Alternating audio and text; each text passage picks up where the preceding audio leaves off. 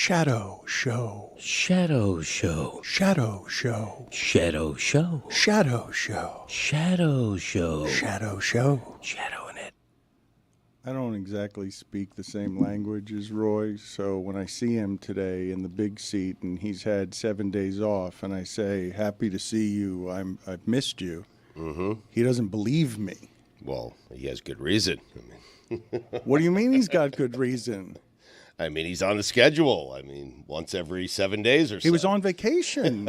He wasn't off the schedule. He's vacationing, and I missed him, and we missed him, and I said that I missed him, and he didn't believe me. Well, No, I don't. Is that not classic Roy. I mean, Is that not a communication problem?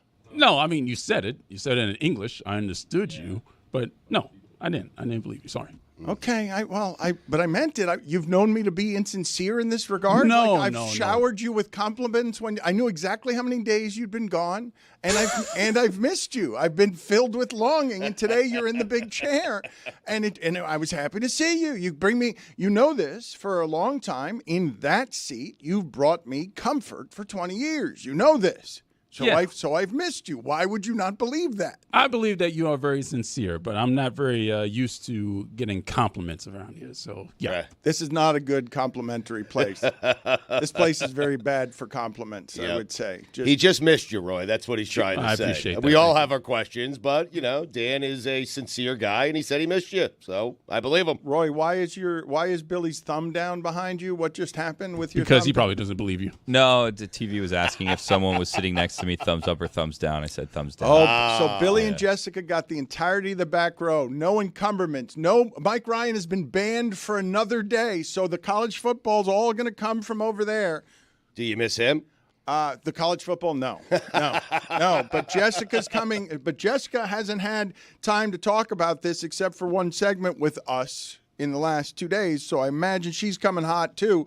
And I think the problem, Jessica, is that people are tired of hearing us talk like 4 days overdue on college, on the 12th or 13th best team in college football. We really broke out into a sports radio show around college football. So wait, the problem is that I wasn't on the schedule Monday, but I was on the show Monday. But you could have put me on the schedule Monday, and then we would have just done it on Monday. But we don't have to do it today. We could just move on. I'm fine with that. Yeah, I missed you, Jess. I missed you. Thank you.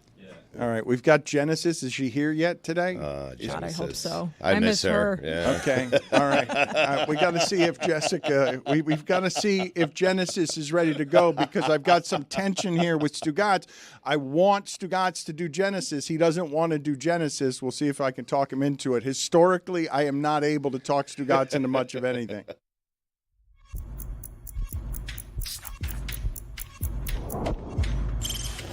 Stop that.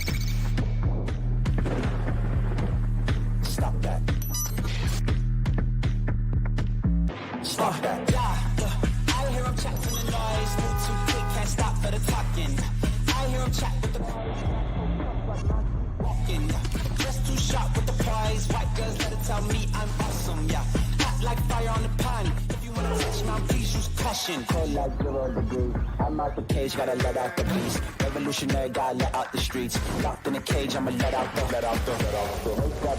sheets. We came for one man, forget my peace. You take the west side, take on the east. I'ma put him in the cage, never let out the. I hear him chat to the noise. Move too quick, can't stop for the talking. I hear him chat with the boys. Man so tough, but man's keep walking. Yeah, just too sharp with the prize. White girls, let it tell me I'm awesome. Yeah, hot like fire on the pan. If you wanna touch me, please use caution. Stop that. Stop that. Stop that. All right, this isn't the way to do this for poor Roy, getting into the chair after 7 days off when I've missed him. He gets in the chair, and they're counting me in, 9, 8, and Roy is like, none of my shit works. Yep. My regular headset for executive producer has died on me. All right. So I'm on board All right, so that's a good thing to learn from Robert 9 seconds before going live. Nothing can go wrong there when you're in charge. Awesome. It's great to see Robert scurry in and out of the room. Get total confidence when I look up and see that we're in the steady care of Roy and Jeremy as some sort of green witch situation. I will say that Robert is a very comforting presence, though, here at Meadowlark Calming Media. presence, yeah, Robert. Yeah, no I never doubt see him about it. panicked. Right. Yep. Agreed. Never sweats. He handled that with great grace. 9 seconds out as Roy just barked at me. And I'm getting the countdown. None of my shit works. And we're going live. Not the best way to handle all of this. We will move on nonetheless. Stugotz, we've got a bit of an issue. Okay. Over, as often happens, when David Samson bounces against the things that we do here. Parts of our audience recoil because they don't like the corporate things that Samson represents. And so sometimes when he comes down for the entirety of a week, onboarding him can be tricky. But this week, what we have is a genuine national baseball insider. He is a star at CBS. His baseball information is something that people go seeking because his expertise in baseball is very strong, and he talks about stuff in a way that knows the business a lot better than most people. And we've got him locked up in another room all week. And baseball's going crazy because it seems like the Yankees just spent money to win yesterday's PR with an injured pitcher, because now it's just that was a make good, yeah. Now it's just the Yankees spending $200 million for PR, even though it's a broken arm. Like, you tell me if I'm wrong, David. Can we go to David here in the other room right now, or your shit doesn't work on that either, Roy? We are getting that set up for you right now. All right, Robert. Calm as a cucumber. All right. Yep. Robert is not in there, and nobody is ready, and that's all good work at the start of our show. Excellent. I'm glad we were all ready to do this like I asked for before the show. A hot dog? I don't know what he's eating. It seems like it's it's a hot dog. Is it? French toast sticks doused in syrup, maybe? Yes. A massive bag of candy as well. I mean, what is happening? How do you guys imagine you would eat if COVID had taken your sense of taste? Don't you all feel like you'd be eating vegetables and healthy food instead of candy and French toast? Do you not think if I took away your taste, would you not suddenly have a diet that was 100% clean? But doesn't sugar still do something to your brain when you eat it, even if you can't taste it? Like, don't you get a dopamine rush or an energy rush from it? I will have to ask him more questions about his expertise as he eats candy. It stands to reason if all foods are tasting the same, that would be the time for a diet. Yes. I mean, it stands to. You're right. Well, yes. I'm not even just saying a diet. If you tell me, as someone who struggled with his weight all his life and doesn't even understand what it is or how it is that he eats sometimes, still at 55 years old, still don't know why it is that I'll want to eat a ton of things because whatever didn't get. Food was love in my childhood. I don't know what it is. Right. If you told me that I lost taste, it would be a mixed blessing and curse. I would hate that I wouldn't be able to enjoy food, but it would be an instantaneous diet where I would only eat the right things, I think, for the rest of my life if I could not taste. Is that not something that goes without saying? Because I'm surprised that Samson's gone the other way on this. He's still eating junk. Yeah, but he weighs 84 pounds. But he could be eating healthy things. He could be eating things that are fuel for his body, and he's still eating shit, and I don't understand it. It seems hugely self-destructive. I disagree. Dan, when you're sick and you lose your sense of smell and taste, do you only eat steamed broccoli every day? To me, it seems like you would still eat the things that bring you comfort if you're sick or if you can't taste them, even if you can't taste them. But you're basically saying that eating then becomes it has nothing to do with taste. That's correct. I think that's true for a lot of people. Eating is more than just taste. Eating is coming together with your family and making a meal and enjoying it. Breaking bread. I don't know. There's a lot more to eating than just ooh, this tastes good, I think, for a lot of people. Do you guys enjoy eating? Love eating. Yeah. I'm doing it right now. Why, you don't? I found myself I don't think I enjoy eating. I think I just eat because I have to. You know what I mean? I'll go. It's kind of a hassle. I'll have the meal, but a lot of times, if it's dinner time and I'm feeding my kids or whatever, I'm eating standing up and I'm just trying to rush through it to get to the next thing. There's very few times, and Dan, I don't know if you enjoy eating or the practice of eating or the taste of the food, but I'm just yeah, I eat because it's a necessity. I have to have breakfast, I have to have lunch, I have to have dinner, and I do it because I have to.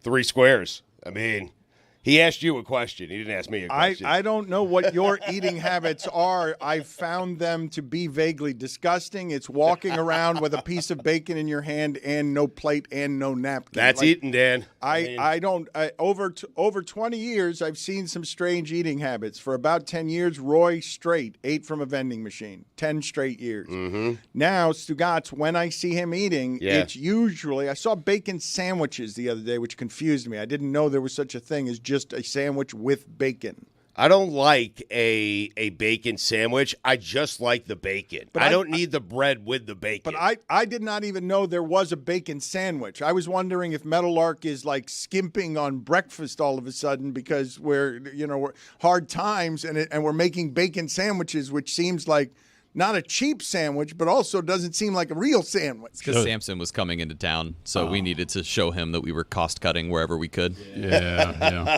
So there was no cheese. There was no condiments like ketchup or anything. I think it might have had also mayonnaise or something on it. I don't know. I couldn't tell. It had something white near it, but it struck me as odd that it would be just a bacon sandwich. But you guys are looking at me with some sort of disgust. I marvel every day. We've got a company that feeds people breakfast and lunch.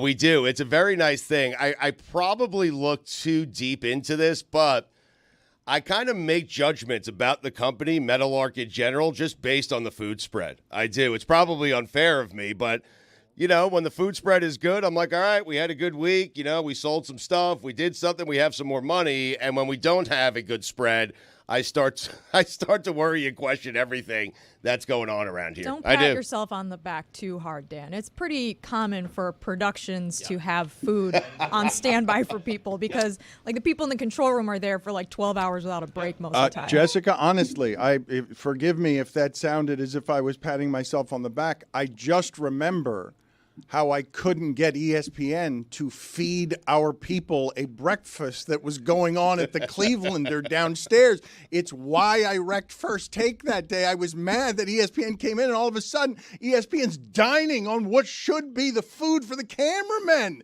So if ESPN's not paying people for to eat food, I didn't realize that we should all be eating during work. Do I have that wrong to be surprised by that? I think part of it is we don't get breaks and we're just working 7 hours straight sometimes without a 15 or so. Yeah. I don't know what it is. Eating's become a chore. I'm with you, Because Billy. then if different people start taking lunch at different times, then it's a situation where you can't get things done. Jason, so get back in the control room. We need to start. Please. That's Let's be honest. And I don't want to cause problems here. Do you? Jason eats more than his fair share. Oh, no. And Fuentes. Heavy hand Jason has on the food. Sometimes we get out there after postgame, all the food's gone, and it's you think 4 people were working here today? Nah, Jason came a little early today. He needs the protein. Mm-hmm. The amount of days I've had where I finish writing a title or a description and I walk out looking forward to lunch and there is literally nothing left out there, but people have already put away their leftovers to bring home for the night for dinner. Gino Fuentes. Oh. These are the things we have to navigate. What time Jason eats and what mood Kristen is in that day. Most days it's Mediterranean, so that's what we're eating. Right. Lamb chops. Okay, I am sorry. I just saw Robert howling with laughter in the other room, and a stray shot came across my ears on a channel that no one's supposed to be in that just screamed, "Talent eats all the food." Just a stray shot like this was on a. That's wrong. It's a channel. I've got a channel in my ear I've never heard before. Okay, someone who is not supposed to be talking to me during the doing of a live show when all my executive producer's shit has broken apart isn't supposed to be a stray shot. Talent eats all the food. Now I got director Jason trying to get in there before you guys because everyone's putting it in their pockets and going home with it. I can't believe Lewis said that to you in your ear. He's not on that channel. This was a private channel I've never heard anybody on. I've never heard that voice accusing Talent of eating all the food. It's a voice. Is that Harry? Harry! With Lucy? Who was that? I didn't even know who that voice was that just accused Talent of eating all the food. Talent's doing a lot of work there. Easy King Le Batard with your off-limits people who aren't allowed to talk to you. Oh, no. Samson is in the other room. Let's go to him and find out. First of all, have you thought about eating healthier? No, I have not. I have thought about what it would take to not have pork in every single offering for every meal that you guys serve. I've thought about that. Can you tell me what it is? Here I was patting myself. King Le Batard was patting himself on the back for producing breakfast and lunch, and Jessica said something that I hadn't even considered, which is production services. If you're working 6 hours a day, it's always with breakfast and lunch. Hadn't even considered it. Yeah, when we looked at the budgets, Dan, you should know that you guys are a little skimpy on the food budget, but I will say that there is an amazing job that's done by your people to get food in. Love it. Just really attentive, but just lots of pork. So much. But so you're saying that Meadowlark and its bacon sandwiches is producing bad food? I'm saying I went to up the budget on that. I'm upping the budget on the food. Okay. I think it's important. I also am going to start secreting some away because what Jeremy said is exactly accurate. I had a late show yesterday, and when I came out, there were no more Chick-fil-A bacon burgers, and that's outrageous. Jason. Okay, so we will find out what's going on with Jason in a second. But he's eating. I am sorry that we disrespected your takes and your talent over the last couple of days because people are seeking you out for your baseball information. If you want, I am assuming nothing personal was consumed by baseball today, although he covers a lot of different stuff on his podcast. What is the most interesting stuff from baseball yesterday, David? The Yankees. I happened to be talking to you when the Yankees news came in, and you were legitimately shocked. Like you sounded like you were appalled by the idea that the Yankees would just try to buy $200 million worth of PR. It just wasn't necessary, Dan, and I think the whole industry is less than happy about the Max Fried contract, except for Corbin Burns, of course, and Scott Boras, who are the amazing beneficiaries of this contract because Burns will get more than Fried. And what the Yankees did here, this is not how they used to be. They're being so reactive against the Mets, who are pretending that they can take over New York. They're looking at the videos of Turturro. They're actually reacting to fans and this visceral anger that's not just towards Soto, it's also toward the Yankees organization. They felt this pressure. And one day after Brian Cashman said, we're not going to be drunken sailors, he was worse than a drunken sailor. He was a blackout drunken sailor. And when that happens, nothing good happens after that. So the rule is you do not mix alcohol and Adderall. You do not mix a long-term contract after you lose another long-term contract because you lose every time. But was Max Fried not something that the Yankees needed? Like a pitcher at that level, a left-handed pitcher in particular, the Yankees were desperate for starting pitching down the stretch. Oh, but Jeremy, I simply assume that what Samson is doing there is that's not worth it because it's going to get hurt. You cannot trust that body to not break down. But there's a value in pitchers, no? Guys, over the last 5 seasons, he leads Major League Baseball in ERA. You're acting like they signed a bad pitcher yesterday. No. I'm not, Stu. I'm not acting like he's a bad pitcher at all. I'm telling you that there are stats that were given inside, and I wish that I had kept the slides. If I had known that I was going to lose my job, I may have kept all sorts of materials and walked out the door with it. But the slides that Bud Selig and Rob Manfred would put up that the union was not allowed to see, except for people scurrying out of the room to leak it to Ron Blum, if you know, you know, are all about old pitchers and how bad they are, how it never works. So for me, I know Max Fried is an 8-year deal. He's pitching at 31. He is not going to make it the full 8 years. And remember, the Yankees just signed Rodon, another lefty. And guess what? That deal hasn't worked. So it's just like they're compounding it. I don't blame the Yankees for wanting Fried, but I do say the 8 years is absurd. I mean, we're looking at a Major League Baseball with two different ways to operate, right? There's the haves and the have-nots. The Yankees are one of the haves. And so if they want, with their ownership group, to spend money sort of recklessly with the idea of all we need is one World Series in this contract. We need to get to and win a World Series. We were there last year. Now we lose Juan Soto. What do we do next? Let's go acquire another arm that, if healthy, is one of the very best pitchers in Major League Baseball. They were dealing with injuries with Rodon last year. They were dealing with all sorts of injuries to their starters and their relievers. They figured out a way to get there, and their view must be Cole, Fried, Rodon, continued, is good enough to get them to where they want to be, they can spend as much money as they want. There's no cap. Dan, I can only tell you that we need a cap. Okay, I'm not doing this with you. I'm not going to do this with you. You don't have a cap, and so therefore more money for everybody. And Jeremy's not wrong when he says, yeah, just spill it all over the place. Who cares? It's funny money. The customers are going to get more players that they want. You're not exactly wrong. This is an ace type of pitcher, but all Samson's doing there is saying you can't guarantee $215 million to somebody you're pretty sure is going to get hurt. Soto can also get hurt, but as a pitcher, you're pretty sure this guy's going to get hurt. But why not?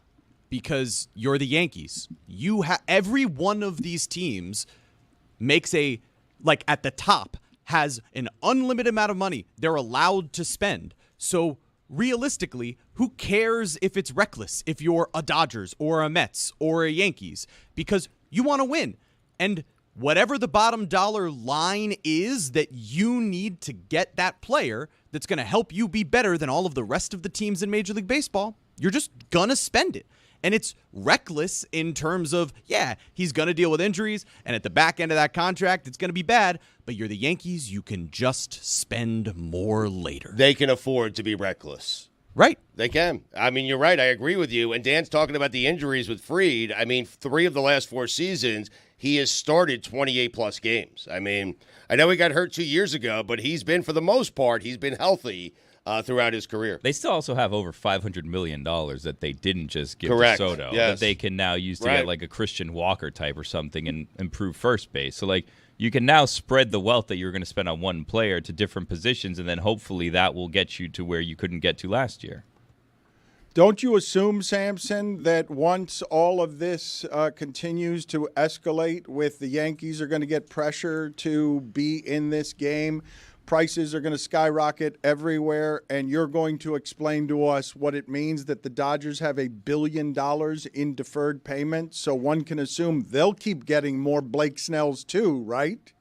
They certainly have the opportunity, but I want to remind everybody that we've been talking about this for 25 years. And 25 years, thank you for having me in this room. Wait a minute. Why did that just happen? Hold on a second. Explain to me how we could be such an unprofessional organization. How can that just happen to top baseball CBS insider David Samson, where you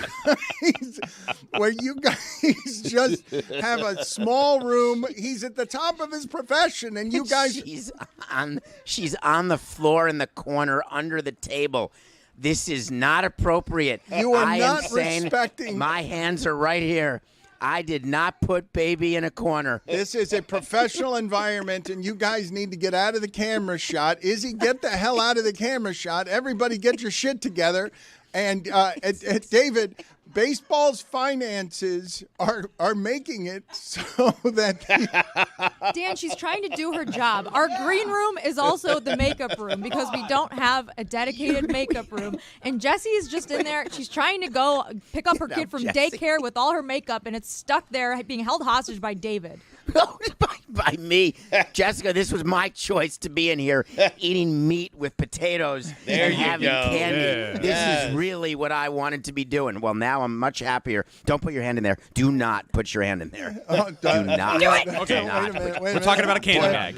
You just touched her hand. All right, see, look, now wait a minute. Now we've had look enough. at now. Go to a commercial. No, we're not going to commercial. But look at what just happened here, David. That is wildly inappropriate optics, unfriendly, unkind, because you're a germaphobe, and Jessie's just hungry. She's a desperate rat working in the shadows of this startup, in the startup living, and you're trying to be a professional over there. She's hiding in a corner. She comes out for her first time to frolic on camera, reaches into your bag, and you're disgusted because you won't let anyone else touch your sugar. I have pork-infested potatoes right here if you want.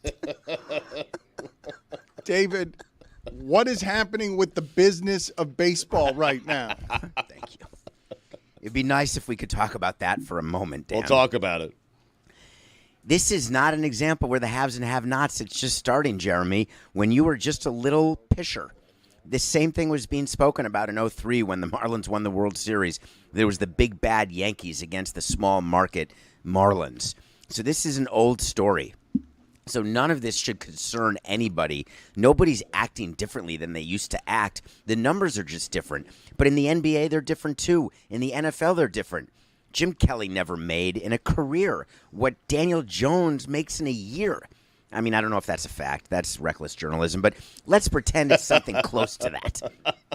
Hold on a second. I got to help you here. Just wait a second. Yeah, if you're going to do it that poorly, like, get your shit together, man. If I had... Time to throw away all journalistic credibility and get reckless. Here is something we like to call reckless speculation. You're good. I am good. I believe that Jim Kelly was underpaid because he was old. He's old. In his whole career, his career earnings are less than Daniel Jones made in that guaranteed nightmare of a contract with the New York Giants. He's right. Oh, my God. Think of the Jim Kelly made insanity. $28 million. Daniel Jones made 36 this year.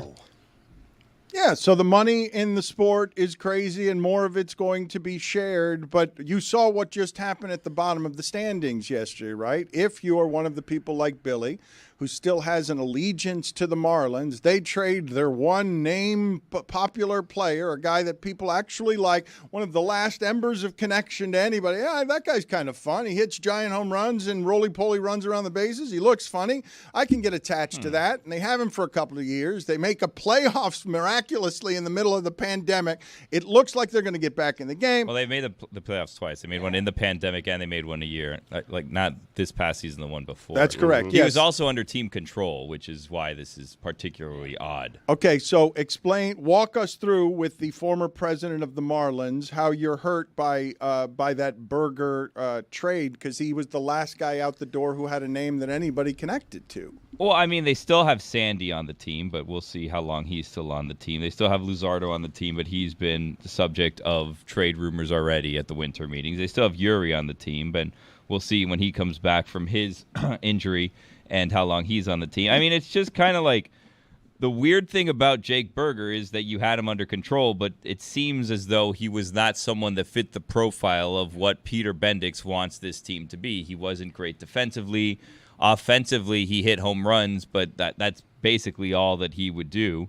So they sent him away, and they got 3 prospects, and now we'll see what happens, and we'll see if they can build in the draft. And, oh, by the way, they had tied for the highest odds in getting the number 1 pick yesterday in the draft lottery, and they lost the lottery, and now they're picking 7th. So we'll see what they do with the 7th pick in the draft, which is not a guarantee anyways. The problem is like you're rebuilding yet again with someone who was part of a successful organization, but you can realistically question how much of an input he had in making that organization a success, and if that is something that he can transfer down here. And so far, I mean, it's too early to tell, but it's also one of those situations where it's like, how many people do I want to give 4 years to figure out if they know what they're doing or not?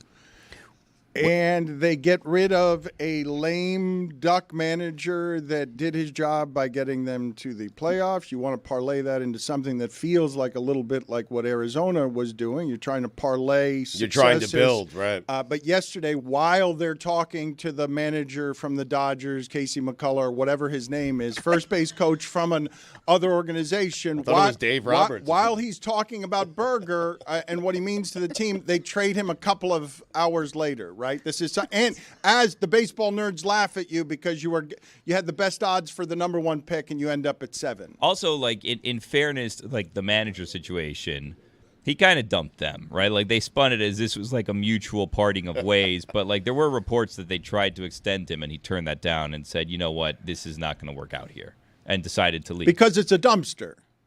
Skip decided that pretty much the moment Kim Ng wasn't brought back. He and Peter Bendix were not on the same page. Billy, is it difficult to root for a team that's simply not trying? It seems like they're not trying most of the time. Like the Jets are frustrating, but they're frustrating for different reasons. They just don't get it right. It's not trying. It's not having enough money to compete in this atmosphere, combined with some incompetence. Not true. But that has to break you as a fan, I think, right? It's not true, guys. I keep listening. You keep me in this corner, but you guys are talking. There's plenty of small payroll teams that make the playoffs consistently. The Rays were one of them, but look at last year. The Guardians, look at the Orioles. They went through a rebuild, and they are now a force, and their payroll is not big at all. The Royals, there is a way to do it. I wasn't that good at it, but it wasn't for lack of trying. The fact is that Skip Schumacher he never even moved his family here. He was never going to be in Miami long term. He was using it as a stepping stone, and now he's back where he wanted to be closer to his kids. That's it. Peter Bendix was hired solely to do what the Rays do. This is what the Rays do. They don't get attached to any player. So you guys better get used to it. Will he be able to succeed? We'll wait to see. But Peter Bendix has the full support of Bruce Sherman, and he's doing exactly what he was told to do, trading away 4 years of control for a guy that just hits home runs once in a while, getting back 2 good infielders with 6 years of control each, plus a starting pitcher. You can bet your bippy you're going to make that trade every day. But just tell your manager about it. That makes it look unprofessional. Stop betting bippies. It's the only thing I bet. And wait to see is one of the lamest catchphrases there is anywhere in catchphrases. Thank you for your support. Just wait to see is useless as a take. It really is. Wait to see. Okay, thanks for nothing. Well, we talk about putting a salary cap in baseball, but should there be a salary cap floor and make some of these low bargain or low budget teams start spending more? There'll have to be, Roy. You can't have a cap without a floor. That's the reason why there's never been a cap, is there was no way to fund the floor, because teams like the Marlins would get together and say, we'll agree to a cap, and we'd love that, but you have to give us more revenue sharing in order to make sure we can get to a floor. Forgive me, I'm ignorant here. I really am ignorant. Didn't you get in trouble for not even making the floor with the Marlins? Didn't you get in trouble for hiding money in the corners because when they put a floor on the Marlins, all the other teams got mad because you were taking too big a percentage or something? You know what? Hold on. I think I got some of my facts wrong here. That's reckless. Jeremy, hold on. Hold on. Time to throw away all journalistic credibility and get reckless. You said 'em already, man. Here is something we like to call reckless speculation. You're good, Dan. Yeah, what did you get in trouble for? Because you got in trouble for something. We've never actually disclosed it, but I'm ready to disclose it right now. Really? Okay, Jeremy, look this up to see what we can cross-check against what the other teams were mad at you guys because you were not reaching the floor. Stop speculating with you're just wrong. It was the union. The union filed a grievance against multiple teams. The Marlins were one of them. The grievance stated that we were not, among other teams, using our revenue-sharing proceeds to improve the team on the field. So we had a deal with the commissioner, and the deal was that we will sign, and his name was Josh Johnson. We will sign Josh Johnson to an extension because we're getting into a new stadium, and we want him to be the opening day pitcher. We'll sign it, and we will write a letter saying that we were in violation and we're curing the violation in return for the dropping of the grievance against all the teams. We went Don Baylor. We took one right on the chin for baseball and signed Josh Johnson. And traded him a year later. Mm-hmm. Not a year later. That's not right, Billy. We traded him a year after the new stadium opened. Oh. Well, quite frankly, it seems like the Players Association could file the same grievance against the Marlins today. They did in 2018. Repeat offenders on this regard. That wasn't me. Look at him laughing. He's so happy. It's so just pleased with sinister. himself. Yes. It's just sinister. It's disgusting. You disgust me. David, I am wondering, you mentioned documents and you regret not taking some documents with you on the way out the door. What documents do you regret not taking with you? It's a good question. That is. Thank you, Stu. All of the stuff that we would get at owners' meetings, we and I have files of them, and I meant to take them as Jeter was walking into Marlins Park and I was walking out. So it's all of the exhibits that showed all of the players and all of the things that we have against the union and all of the nefarious things that we do. It's this smoking gun of crap, and now it's sitting in the wastebasket. Oh. It's very sad. Yeah, I thought I heard David also, and I don't know if this was from you or from someone else, that you also had like a personal vault with collectibles that you did not take on the way out that remained behind. Is that so? I don't. Where did that's yes. He's an insider, David. Wow! Wow! Wait a minute! Look at what David has never been rattled, speechless, and wow. You have look. David thinks the greatest currency there is information.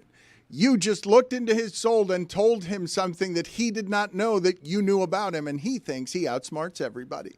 You just left him speechless. He was stunned. Where'd you get this information, Billy? Well, I'm going to tell you that. Give his sources. You have a safe full of curios that you left behind. Who's got them? It would have been Jeter, and then he got fired. So now it's whoever is the new person in charge, if they can ever find it.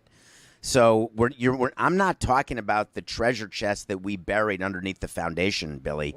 And I don't know. I assume you're referring to something that I didn't think anyone knew about, which is a locked, vaulted area at Marlins Park, where there's a bunch of franchise collectibles, really valuable franchise collectibles that Sherman and Jeter did not know about. They were not included in the transaction. And what happened is I left and I forgot to empty it. And then my ID didn't work, and there was nothing I could do. And so they're still there. Maybe. Unless you have them, Billy. I am shocked that you left that place without money, without things that have value, and without a smoking gun. That is unlike you, David Samson. It was a very difficult day. I was doing the full Jesse Eisenberg from the Social Network, just pressing refresh on the computer to make sure that Sherman's $1.2 billion had cleared. And I'm not kidding, Stu. That's how a deal closes. I know. When the money hits your account from escrow, that's when I was informed and told that I would walk out of the building and Jeter would walk in. So Jeter was in the parking lot. I was in my office. And once the refresh happened and the money hit, I got up and left. And I completely was so flummoxed that I left the vault. There's really good stuff in there, Billy, from the history of the franchise that I assume could have been in my room. Darn it. David, I cannot imagine the feeling of seeing $1.2 billion hitting a bank account. What was that moment like? So it's not how that works. It's not $1.2 billion, actually. That's the overall value of the team. It's much less than gets transferred on closing day. So it was only about $662 million that comes in. Poor David. And so it wasn't my account as much as it wasn't mine. So it does feel like a relief. It doesn't feel – it's just numbers on a computer. It feels very much like a relief because the concern was that Jeter and Sherman would have realized early that they were overpaying and not close. And then we would have been totally screwed. But I would have had the stuff in the vault. So, was that realistically a good day or a bad day for you? Because as soon as that closes, you kind of know you're probably on the way out, right? Yeah, I knew negotiating that I was going to get fired and get to join you. What a great day, knowing that I can spend my time with you guys at Meadowlark. It's like a dream come true. For 1/10 of the salary and 20/10 of the aggravation and pork in every piece of food. It's like a dream. Billy, you know what I'm thinking? Heist. Wow. I like it. Hey. Yeah. Gonna get that Jeremy Hermida ball after all. Jessica, I would absolutely agree that we could get into Marlins Park because I know some different ways to access the building, but I would need help. We'll stuff you in a suitcase, like an Ocean's 11. You guys really want Heavy-handed, Stugotz.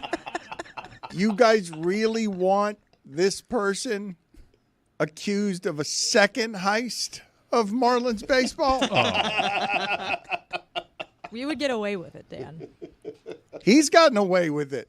Look at him. It's just numbers on a computer, and he's out here laughing as the face of corporate greed. I don't know if this is getting away with it. He's sitting in a room. He's locked in a room on a couch with a makeup person. He got his $1 billion, and he got out of the game, and now he hangs on to the game as an information insider, doing it in a way that's almost as fun as when he was inside the game. In fact, I would ask you that question. Which is more fun? What you're presently doing right now, holding a microphone, or being the president of a Major League Baseball team, or the Marlins anyway? It's way better to create the news than to report it. So you had more fun as the baseball president? I said it was way better. I have more meaningful interactions now, which I appreciate, Dan, but make no mistake, creating history one way or the other, good or bad history, is better than reporting it. A lot of bad. Some very good, Roy. Some. Anything else One. from baseball yesterday that people would be seeking you out on because they got a little bit of it on Nothing Personal, but you were telling me that you'd embargoed some secret baseball thoughts for just our show. Yeah, I wanted to talk about one thing about the Max Fried deal that we did not cover on Nothing Personal, and that we saved what you call a scrap.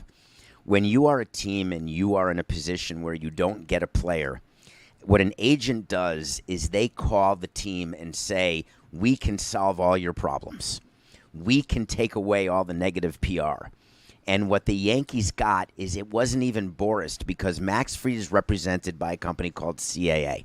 And CAA does not normally traffic the way Boris does in terms of putting their players where it's just about money. But what Boris has done by retaking the world with the Soto deal, he has caused other agents to act more like him, not less like him. So CAA goes to the Yankees and says, we will solve your problems, but you are going to pay and it's going to hurt. And that's the only way a deal comes together as quickly as it did, is when it's a one-way deal. The Yankees just gave in to what CAA asked for, not even believing that the Yankees would say yes to it. There was no talk of an 8th year until Soto signed, and then it happened in a day. And the only way that happens in a negotiation is when one side gives. And my God, the Yankees were bent over. David, if you're worried about the pork at lunch, I think with that $662 million, you could probably buy a spread for everybody. Jeremy, I was the president. I have as much equity in that team as you do in Meadowlark. Well, you're right. I guess that's why we both can't pay for lunch. And there's pork.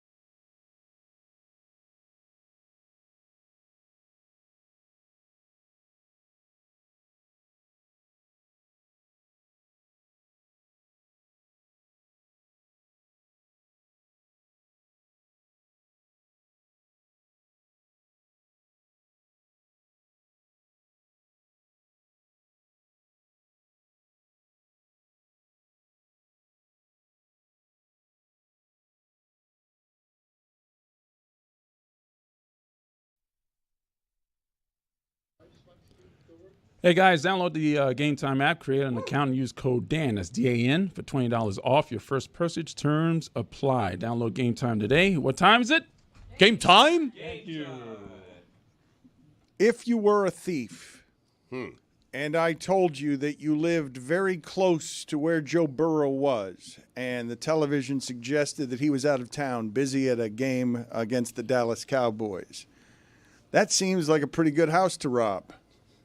I don't know if he's always got security around his house, but if you've recently read reports that he bought a $3 million Batmobile, that seems like a pretty good house to rob if you know that he's in Dallas and not home. I'm surprised this doesn't happen more often. Well, it has been. That's why this is a story making headlines. You make it seem like it's a coincidence that a burglar happened to be near Joe Burrow's house, but the NFL and NBA PA have apparently sent out memos to players over the last few months about a string of high-profile burglaries that have happened while players are at games. It just happened to Kelsey and Patrick Mahomes, I believe. Exactly. Bling ring. If you guys can read about Anton Jameson, I remember talking to him many years ago about his security system at home and how often he would circle his neighborhood to make sure he was not being followed because if people know you have money and know where you are at all times, there are ways to take your money. But what are the details on Joe Burrow? Like what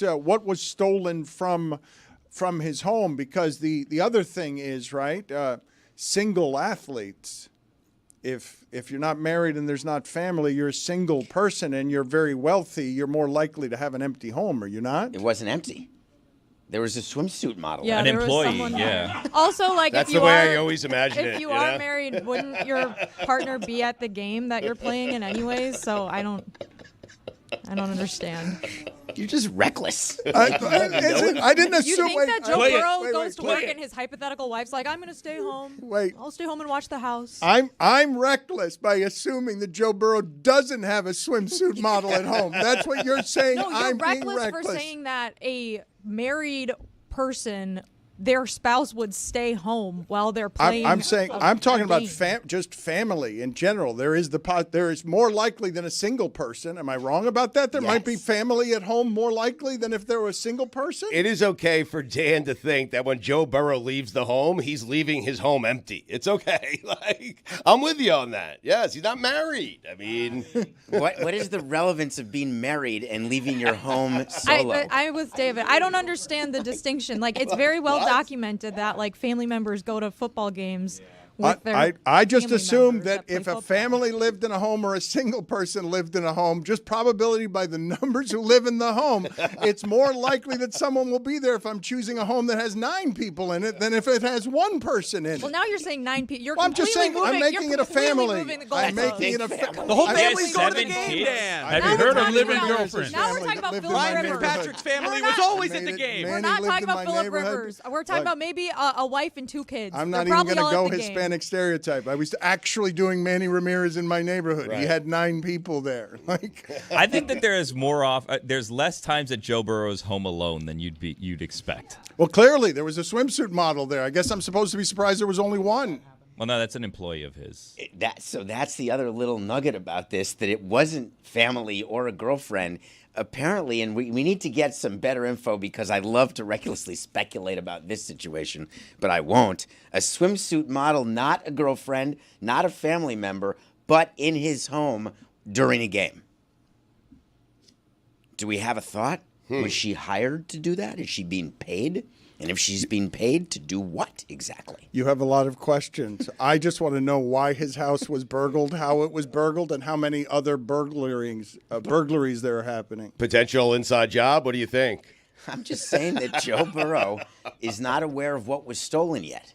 So he couldn't even tell us because he had to go home first and take a look. Why couldn't he call the swimsuit model and say, can we FaceTime? Apparently she called 911 and no? She called her mom. Her mom that's called right. 911. That's right. She called her mom. Another I weird did one. read that. I feel Start like looking into her. If you're not sure if you're being robbed, you probably would call someone first and be like, should I call 911? Personally, I would just call 911 Immediately. But I could see being like, I don't know what to do. Like, maybe I'm hearing things. Can you talk me through this? If you're Actually, scared? what I read is that there was broken glass Yes, a shattered window. That's 911 time, not mommy time.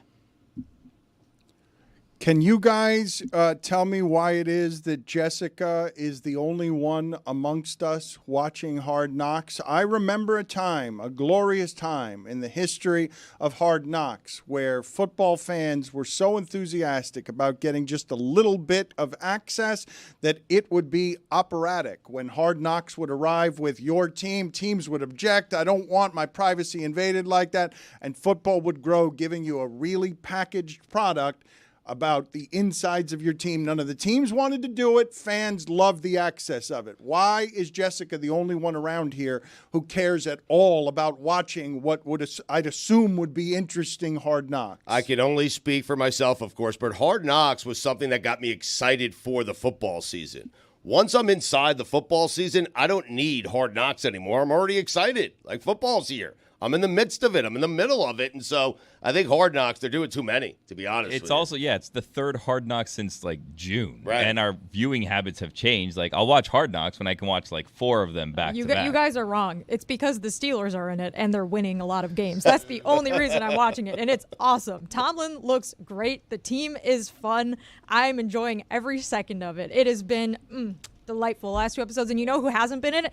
The Ravens have barely been in this season because they were on a bye week, and then they played the Eagles the first week, so there wasn't a lot because it wasn't a divisional game. So I have to watch the Ravens. I'm just watching Steelers, and I'm injecting it straight into my veins every Tuesday night. What is the turnaround, the editing time? Because this is pretty different than the franchise that they did with baseball. Right. Are they filming and then releasing within a week? Within a day. The Monday night game was part of this week's episode. Wow. The Bengals-Cowboys game. They must be working 3 shifts. Well, what they're doing is really ambitious in the content age, as everyone has seen what access gets you nowadays. The fact that they're mass-producing Hard Knocks while Bryant Gumbel goes off the air after 29 years is a suspicious number if he was getting his own way. I don't think that 29 years is the way that Bryant Gumbel's career should end. I think he should get a round number. He should get the 30 that he might probably want as opposed to the 29. But costs are being cut everywhere except around football. That business is booming everywhere. And the content football business, whether Stugotz, you're in on Hard Knocks or not, a winner with the mythology coach who has 18 straight winning seasons, and none of us understand how he's winning, with the discard that Sean Payton couldn't do anything with in Denver and didn't have a quarterback last year. And so how did he fix it? He went and got 2, and now he never loses, and he's a leader of men, but I don't trust him to win in the playoffs because I don't think his team is quite good enough, even though his defense clearly is. His defense is clearly good enough. For Jessica to be eating that up on Hard Knocks because she's getting what is close to the most unprecedented inside access to Steelers football you've ever had, correct? I mean, I can't believe the Steelers.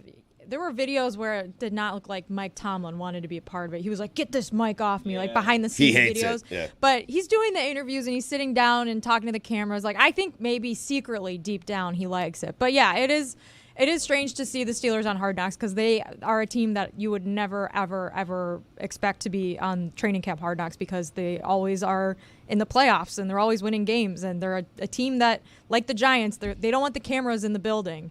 Now, the Giants eventually relented with their offseason Hard Knocks season, which I think there's been some criticisms of now, especially the way their season has gone. But I actually really like that show, too. The only Hard Knocks I haven't liked this year is the Bears one because it was so boring. It was just dry and just there was nothing. No one is consuming Hard Knocks around here like you are.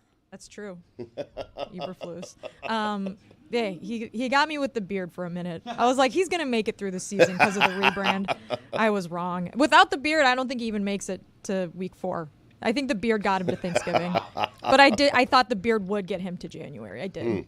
I want to play again today the game that we started yesterday with Is He Human? But I also want to ask questions of a colleague here because I don't know if some of us know something about Roy that seems to really delight Billy. I don't know if the rest of us, I don't know what you guys imagine. When Roy goes on vacation, I told Roy, I'm like, it's an odd time to go on vacation in December. And he's like, yes, it's part of Princess Claire's birthday week celebration. And then I learned something that I did not know and I did not have on my bingo card as someone who thought he knew Roy. Billy is delighted to learn that Roy is a big cruise guy. Mm-hmm. Big cruise guy, Roy. Get out of here. Yeah. The 3-dayer? It was from Thursday to Monday morning. Oh, wow. 4-dayer. Wow. Longer one. That's fun. I came in and there was like Roy was on vacation. I like he was because like scheduling here, like sometimes I don't see people for like 2 weeks and I just assume it was the scheduling, so I didn't know where Roy was. Right. So Roy was like, I was on vacation, I was on a cruise, and I was like, oh cool, like awesome. Where'd you go? He goes, I don't know. And I'm like, how is that even possible? He's like, got on the boat. They told me to go on the boat. I got on the boat. I rode the boat around. I don't know where we got off. Well, Yeah, it's a ship. Now Roy said boat. Well, interchangeable. No. What do you Two know? different words. Boat and ship are two different words. All right, fine. The vessel. How about that? Is that better? Well, I was excited because the happiest I've ever seen Roy was when we were in the Bahamas together. When we went there was like a 790 event at the Atlantis in the Bahamas, and me and Roy were roomies. Yes. Yeah, so we were there. It's the only time I've ever seen Roy wearing shorts. We went on the lazy river together. We went on the lazy river with Roy. Roy loved it. He was so good on the lazy river. Then we had a No one lets the lazy river take you where the lazy river takes you better than Roy. Yeah. I mean, it's fantastic. Then we had like a weird situation where we were like, there was like the Cove or whatever, like the VIP section, and that's where we saw, who was that we saw there? From the Falcons. Julio Jones. We saw Julio Jones there. Yes, I was spying on him. Yeah, we were spying on Julio Jones because he was just so got strange. injured. It was a really strange, honestly, like 24 hours because me and Roy were excluded from the trip, but then we were brought along. So we flew out, and then we flew back out the next day. We were in a room. We shared the room together. We weren't supposed to be in the Cove, but it was one of those things of act like you belong, and we had like a key. Then we just flashed him someone else's room key. But that's not how you're supposed to get in there. It's like a private situation. So then Roy got caught because he didn't play it cool enough. And then there was like this whole hubbub that was caused, and it became a principal thing. So Dan had to add Roy to Dan's room at a cost. Wow. And by the way, there was like 2 hours of sunlight left, so I don't think Roy ever ended up going to the Cove, but it just became a thing with the security guard not letting Roy in. It was a whole thing. The point is, it's the happiest I've ever seen Roy, and I saw him in shorts, so I figured Cruise Roy was the same thing, so I was asking all these great details of like, where'd you go? How was it? How was the cruise? How'd you go? Who'd you go with? He's like, I don't know. For everything. He didn't know anything about this cruise. Did you ask him about the drink package? No, didn't get. I'm dry right now, so no drink package for me. Thank you. That's a harder way to do the cruise. Wow. It sure is. It's also rough waters now. A December cruise in the Caribbean is not fun. Oh yeah, it was very choppy. Very choppy. The boat was definitely rocking. You should have come to me before Claire was born. I could have told you when to have her be born, and then you know when to do the birthday cruise. No, I wish I did. Like right before? Yeah. Like right 10 before. seconds before? No, I get like no. 9-month notice. Like not a good time. What do for you birthday guys cruises. imagine cruise ship Roy is? Is he is he playing any of the games? Is he? Well, he's not drinking, so that's a bad start. Is he gambling? Is he doing the buffet? Is he hitting the buffet extra hard? Like, what do you? Is he whirlpooling it? Like, what are you imagining cruise ship Roy is? Well, here's the problem. We can only imagine, right? Because like we've gotten to the point that he wants to give us so few details, he won't even tell us where the cruise went and pretends as though he doesn't know where the stops I don't were. think he knows. I think he never got off the boat. He wasn't that interested in whatever it was, 8 hours in the Bahamas, and he's like, I just stayed on the ship. I think when you go on a cruise, the cruise ship is your destination. I mean, I never get off the cruise ship. No, there's ever. Roy, did you get off the cruise ship? I did. island? Apparently, yeah, it was on island. It was a city called Labadee. Oh. Haiti. You went to Haiti. Okay. Hey, well, how about that? Labadee, yeah. Yeah, okay, we went to Haiti. No apparently. idea where don't know he what gets you- on a you have to ship take a with no passport. idea You don't know where he's you're going. Yeah, I had a passport. Yeah, I had no. Listen, my family booked a trip, and I walked on the boat. That's pretty much it. Ship. So you followed. All you did was your vacation was to follow your wife and child to parts unknown on a ship you're still calling a boat. That's right. Because you know nothing about what you just did. You went and saw the world and returned with no knowledge. That's right. That's exactly what Well, I no, did. he could tell us how great a place of the world was. And we're like, what place it was? Like, I don't know. The place my ship took me. A whole bunch of tourists. What if you were taken? You had one call. You call me. You're like, Billy, I've been taken. Come find me. I'm like, where are you? You're like, cruise ship. You have him using his call on you? I could find him. Drop a pin. It's not hard I already anymore. found the cruise itinerary. Wow. Oh, where else? Nice. Looks like a nice 4-day. You're 1 day at sea, 1 day at Labadee, and then 1 day at sea, and then you come back, right? Yes, that's what happened. Yeah. Little shuffleboard. You know about this more than I do. Royal Caribbean. Can you give me some I wish. information on You some didn't of play? the, some of the activities that Roy did or Roy, didn't do you have a little partake hat in? with like a solo umbrella just for your head on top? No, I did see a captain's hat in the gift shop that I wanted to get, but Anita didn't want me to buy it. So. Oh. Well, and that's So the the highlight way. of the trip is you saw a hat. Yeah, that he you saw a liked. hat. That's it. That's the one highlight of, of yes. Roy's trip is he saw a hat he was not allowed to buy. He looked at it with great longing, and then he went and had a sad piece of cruise ship pizza. What about the nighttime events? There's entertainment every night. He wasn't did not go. drinking. I You mean, did none of it? You didn't go to the shows? Roy was the entertainment. Roy, what were you doing on Did this you host cruise a live ship? podcast for everyone and talk about the Panthers? Having a that would bad have been time. awesome. That would have been awesome, but I did not. No. Did Dort go? No, he did not. He was working. On the cruise with you? No.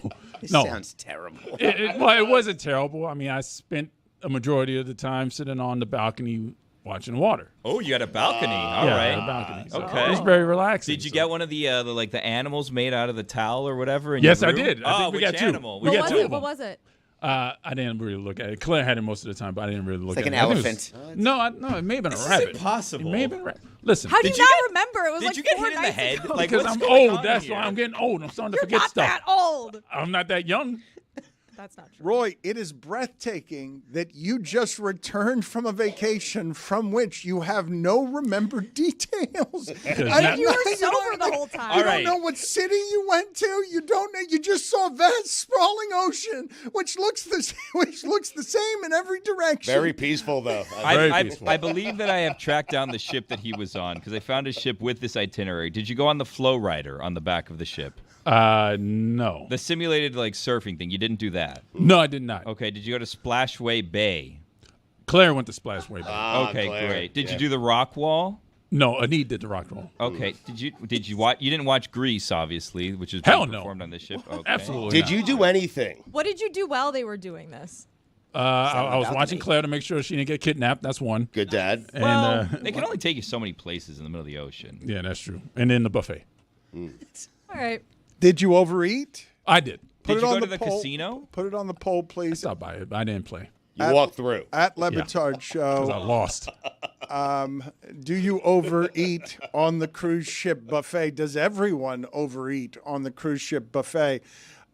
What you've just described, Roy, is you go from the furnace of whatever it is that working for this place has been, and you go toward the ocean, and you sit on a balcony, and you unplug your cord from the wall, and you power down for 4 days staring at the ocean. I guarantee you, if I look, he was tweeting. Absolutely. You got the internet package. I got the internet You package. didn't unwind yes. whatsoever. No. I checked the phone from time to time. Did you go on the water slides? No, Claire did. I You did were not go on watching hockey the entire time you were in the room, were you not? I wish I was watching hockey. I wasn't able to watch any. I watched the Dolphins game at the bar, and that was it. So you didn't get sports, you didn't get gambling, you didn't get drink. A There's bar he ice wasn't skating. drinking at. Did you guys ice skate? Yes, we did. We There's did. We ice did. skating You on ice the skated. boat? There it is. Finally, we have Finally. found Were something. you checking Thank people you, into the Roy. glass It's like always hockey? good to volunteer none of this and make us interrogate you to get it out of you For by 5 minutes. By crowbar out of your mouth. It's good that you volunteer none of it. You don't remember anything, but now we've sparked a memory. Yes, we ice skated. If he was taken, he'd be returned. It'd be like, this is way too frustrating. Can't get anything out of this guy. Exactly. Did That's you the get part of off- my evil master plan. Did you get off the boat when you got to Labadee? Yes. We walked What- around the island. And you walked around? Nice. Yes, and Nice. I sat on a beach chair the entire time. Okay. That sounds nice. Did you take any seashells or? Claire took one seashell. That was it. By the You can't do seashore. that? Yeah, exactly. Okay, you know what? It's not no, great. What are no, you no, doing? you know what? I'm What gonna happened there? Me? Major penalty, 5 minutes, swooning comedy. By the seashore, seashell by the seashore. Get out of here. That's not a helpful addition to what it is that we were doing on the show. It's not a funny joke. It's not clever. It's lazy. And you were somehow worse than us having to interrogate Roy for 5 minutes to extract from him, like archaeologists, that he went ice skating on a cruise ship. Content, Dan. Did you zip line? It's part of the game with Roy. I have here a highlight from Roy's cruise. This is from his Twitter account on December 9th.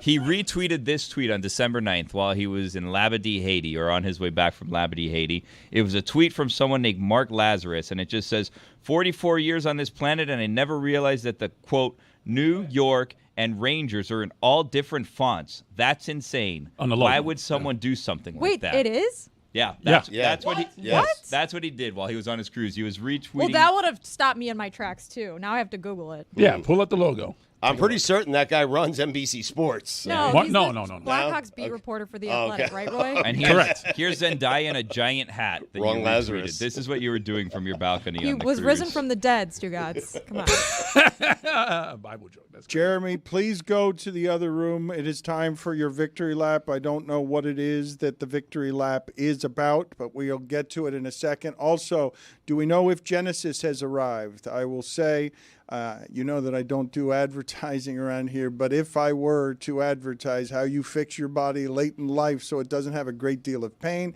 I would advise a lot of Genesis in your life or a lot of her mentor, Al. So some of the people around here are going to take a mashing today to see if we can get some of the stress out of their body. But, Billy, can you help me do some work here on Stugotz emotionally? I can rarely convince him to do anything that he needs to do for himself so that he takes care of himself. He tends to rebuff me. And I think because he's been walking crooked lately that he needs an hour of Genesis, but I think he's also afraid of Genesis, that her healing hurts so much that he doesn't want to do a thing that would be better for him because the drives and the travel are taking a lot out of him. I may not be your man for this job because I also have avoided Genesis for about 3 years now because I'm afraid. I'm terrified. It hurts, and I'm always afraid someone's going to sneak one past the goalie when she's standing on me. You know what I mean? No. Like that's fart is going to come out or something else is going to come out. That's pushes not what down I thought so that hard. meant. Wait, what did you think of that? Don't worry about it. Oh. Jessica, but you would not say the same things they say. You would say that it is rough and rugged, but also you understand that the pain is the healing in it, It's so right? good, Dan. Yeah, Oh, my God. Right? Oh, it's the best. But I can't Dan, wait. I've gotten so many massages in my life, and usually like 5 minutes in, the masseuse says, hey, how's the pressure? Yeah. Genesis doesn't do that. Doesn't and if care. she does do it, and you say, hey, lay off a little bit, she cranks it up. I'm terrified of her. I got to be honest. He's getting older. His bones are getting more brittle. Like, we need to be careful. Well, you say this, but I would say because, okay, so I would sound a bit like a lunatic here, but when you endure whatever the pain is of that, it is your body healing itself because she will make you more limber, more flexible, and you'll stop walking crooked. Like the pain is the thing that you need in order to get better here. Right. But Jessica, you like the pain in here, and is she here? Because I am overdue here on needing some of your college football takes because I'm tired of Mike Ryan's college football takes, and you don't agree with Mike Ryan's college football takes. So I'm thinking of merging both of those things. You get mashed, but you also give us your hottest takes. But you don't view this as pain that makes you yelp, right? Because I just did this morning with her mentor, Al, and I'm screaming. This morning? I'm screaming. You came to work? You don't feel like you're liquid right now? Because afterwards, I generally feel like I'm liquid. I have to go lay down.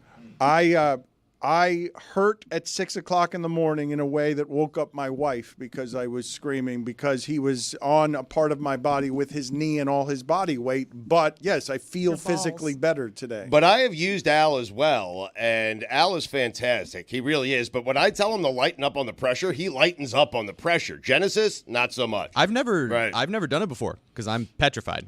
Like I'm way too scared. babies. Well, everybody comes out of there It's a saying that they sports feel like massage. liquid. Oh, my and God. I don't know. My back is very Didn't sensitive. you play sports? Yeah, but I clearly don't anymore. I'm in a fucking green witch costume. Wow. That is true. Samson, you would not allow somebody to touch you this way. You don't like a massage, correct? You wouldn't A like foot massage? No, any kind of massage. Massage by foot. Would you be here for any kind of massage? There's certain massages I like. Okay, but a professional massage in a David, professional name one. environment.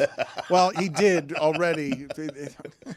I mean, come on, man. You know what he's talking about. No, the answer is I was surrounded by people who did sports massages. As a marathon runner, you're supposed to get deep tissue, and I do not allow that. I don't want the pain. I'd rather I roll myself out. The pain of that hurts too. That is also painful. But it's when you self-inflict the pain, it's easier because you have the threshold. But rollers do hurt. But yeah, I roll my calves and I roll my thighs and my back. But yeah, it can hurt. But I don't let someone else do that. It's because you don't want somebody touching you that way, correct? These people use their feet, their elbows, their knees. You would never allow any of that, right? No. I wanted to ask you guys a question about this in this realm. This is a serious question. Put it on the poll, please, Juju, at Le Batard Show.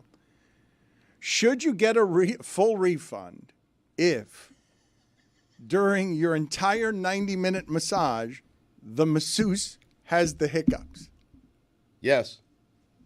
The entire 90-minute massage. Did Al have the hiccups? No, this was something else. This was a nightmare. No one has the hiccups for 90 minutes. I've had the hiccups for 90 minutes before. 90 minutes? A long time. Yes. It almost happened last night as I was going to bed. I got the hiccups. You guys have heard me get the hiccups before, haven't you? There was like a whole day where I had the hiccups for like 3 hours, and I had to record like multiple podcasts while I had the hiccups. You have no tricks?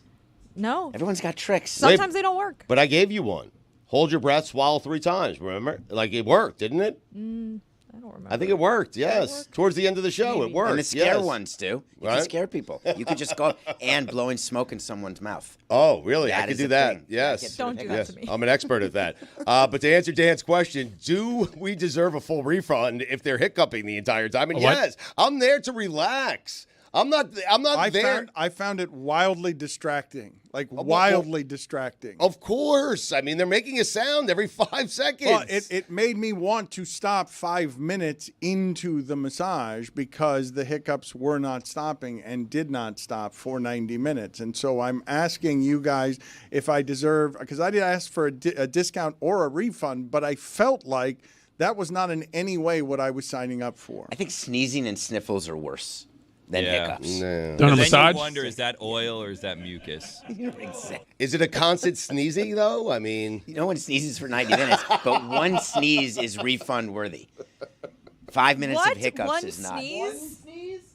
If someone would sneeze in my presence and you'd feel the things. Now you're saying you're getting sneezed on. That's different. Yes, not one sneeze into your elbow like an appropriate person.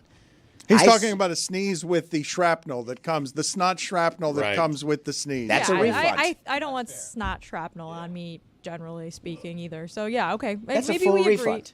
What if the masseuse is a funny guy that does the sneeze but then sprays you with a spray thing, goes, chew, and then a little spray and it's not real snot. But you don't know because you're looking at the floor. No tip. Have you ever fallen asleep? Or he's like, ooh, I'm going to get this knot out. And then he starts pulling it and it's like a scarf and then it's another scarf coming out of your back. Ooh, clown masseuses would be great.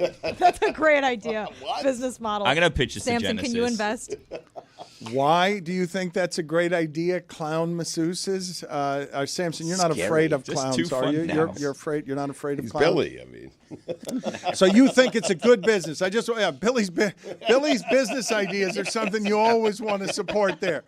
I'm still waiting for that Moss Miami at the last remaining Kmart to come together.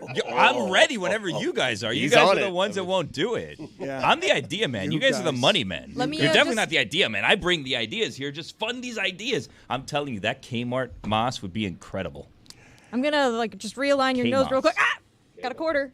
Clown masseuse. I fell asleep in a massage and I started snoring. Is that rude? Because I feel like that's more of a compliment to the masseuse. Like they had me so comfortable that they put me to sleep. If I were them, I would just stop doing it. Well, it was a couples massage, so my wife was there. So then she also had to deal with the embarrassment of I fell asleep and I was snoring. So she's getting a massage while I'm getting a massage, and the three of them are dealing with me snoring while the massage is going on. That's refund worthy right there. What? If you are getting a massage next to your significant other who's snoring, don't get a couples What's massage. the refund? What do you mean? Her massage got ruined. Yes. I want to. His wife should get the refund. I like the idea of just getting free couples massages forever because I just keep falling asleep and snoring, and she gets a refund on. You game the system.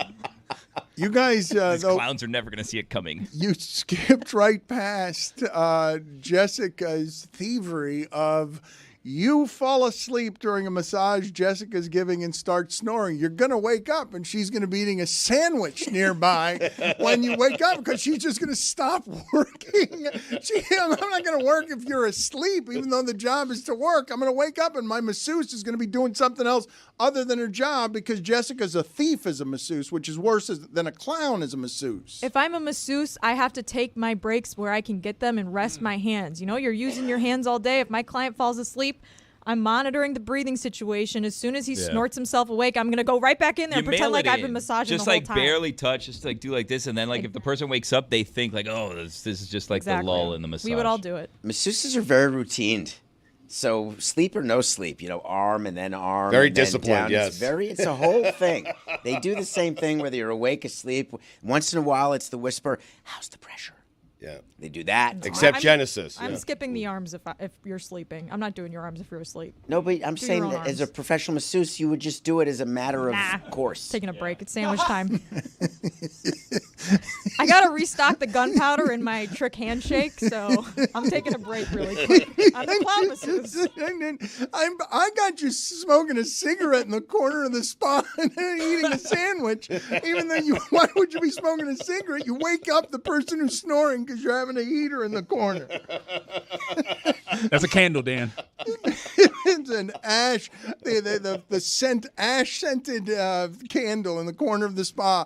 Why is there a clown masseuse, though? Why do you think this is a good idea, Billy? Because I will tell the audience, we have not celebrated around here, okay, in the gambling corners of the universe where people are making you money because they got inside information. Billy is better at gambling on football than anyone DraftKings has ever known in an area of expertise. Except Stu. Yeah. Stu is very close, and Stu is jealous of Billy. Very jealous. Stugotz is furious that Billy's a little better because Stugotz is having the season of a lifetime on God Bless Football, but Billy's been better. Billy keeps hitting on three-team parlays, three-leg parlays. He hits in the first half. Billy's what's your record this season on God Bless Football against the spread, Billy?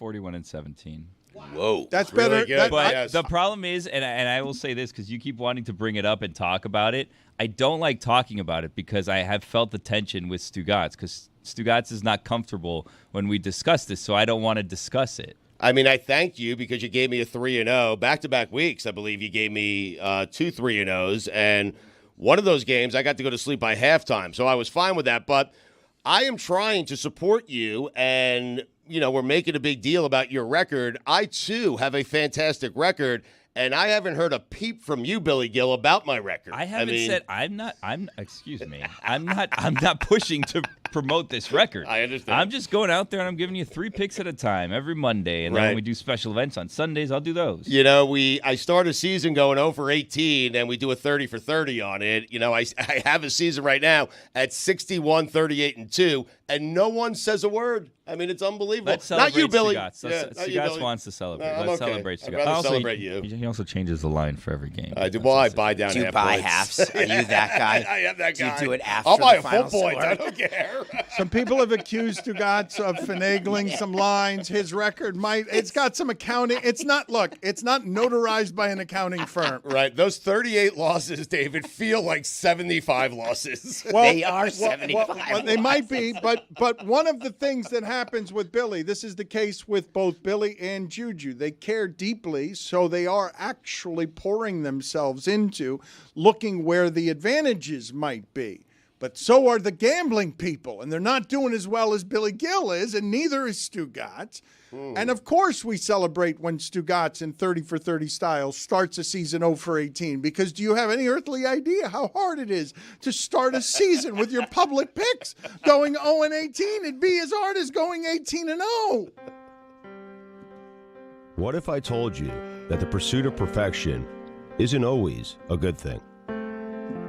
That 0-for-14 on your gambling picks isn't just possible, but will likely have real-life consequences. That my picks are for entertainment purposes only. That I gave you a sly wink and air quotes when I said that thing about my picks being for entertainment purposes only. That I've run into some pretty rough people you don't want to owe money to. That I've just taken out a third mortgage. That my daughters are going to have to make new friends in public school. That I know way too much about the University of Hawaii's football team because I'm always up late chasing. That my wife is probably leaving me and taking the kids. That if someone you never met before starts asking you questions about where I've been, tell them you haven't seen me in a while and immediately text me so I can get on the next flight to El Salvador. That I know it's been a rough couple of weeks, but I've got a great feeling about the Titans plus 6.5 on Sunday. ESPN Films presents a 30 for 30 about one man's fight to keep both his kneecaps. Did we do multiple 30 for 30s on this? Because it deserves it. Starting 0-14. Yeah. We did, because I went 0-14 one year, and I think 2 years later went 0-16 during bowl season. Where was the 0-18 from? I think he did twice. I'm sorry. I think I got it wrong on 0-18. It was two different ones that I've confused. One was 0-14 and one was 0-16. It did happen twice. I think, Roy, if you keep searching our library, you'll find it. You'll find another one, because it did happen twice. That's more impressive than what Billy's doing. Yes. To do that twice? That's unbelievable. Well, how about Billy pick games instead of these prop things, okay? I don't like prop bets. Like something against the spread, man. That's how I do it. I pick a game, pick a side. That's another segment. That one, I had those cats last week with the dogs, and then I told you the Panthers were going to cover that spread last week. No one believed that. You actually did. I took it. Stugotz has been making a killing. Stugotz has been betting Billy's bets the last three he's made, because Billy's gone 8-1 over the last three bets he's made. I had an awkward conversation, David, where this isn't how we're supposed to be doing it at all. But I told Stugotz, I go, you know what, Stugotz, I'm going to pick games to lose on purpose next week, just so that you feel like just for your ego, I'm going to pick losers just for you. What's the worst bet I can make? Never.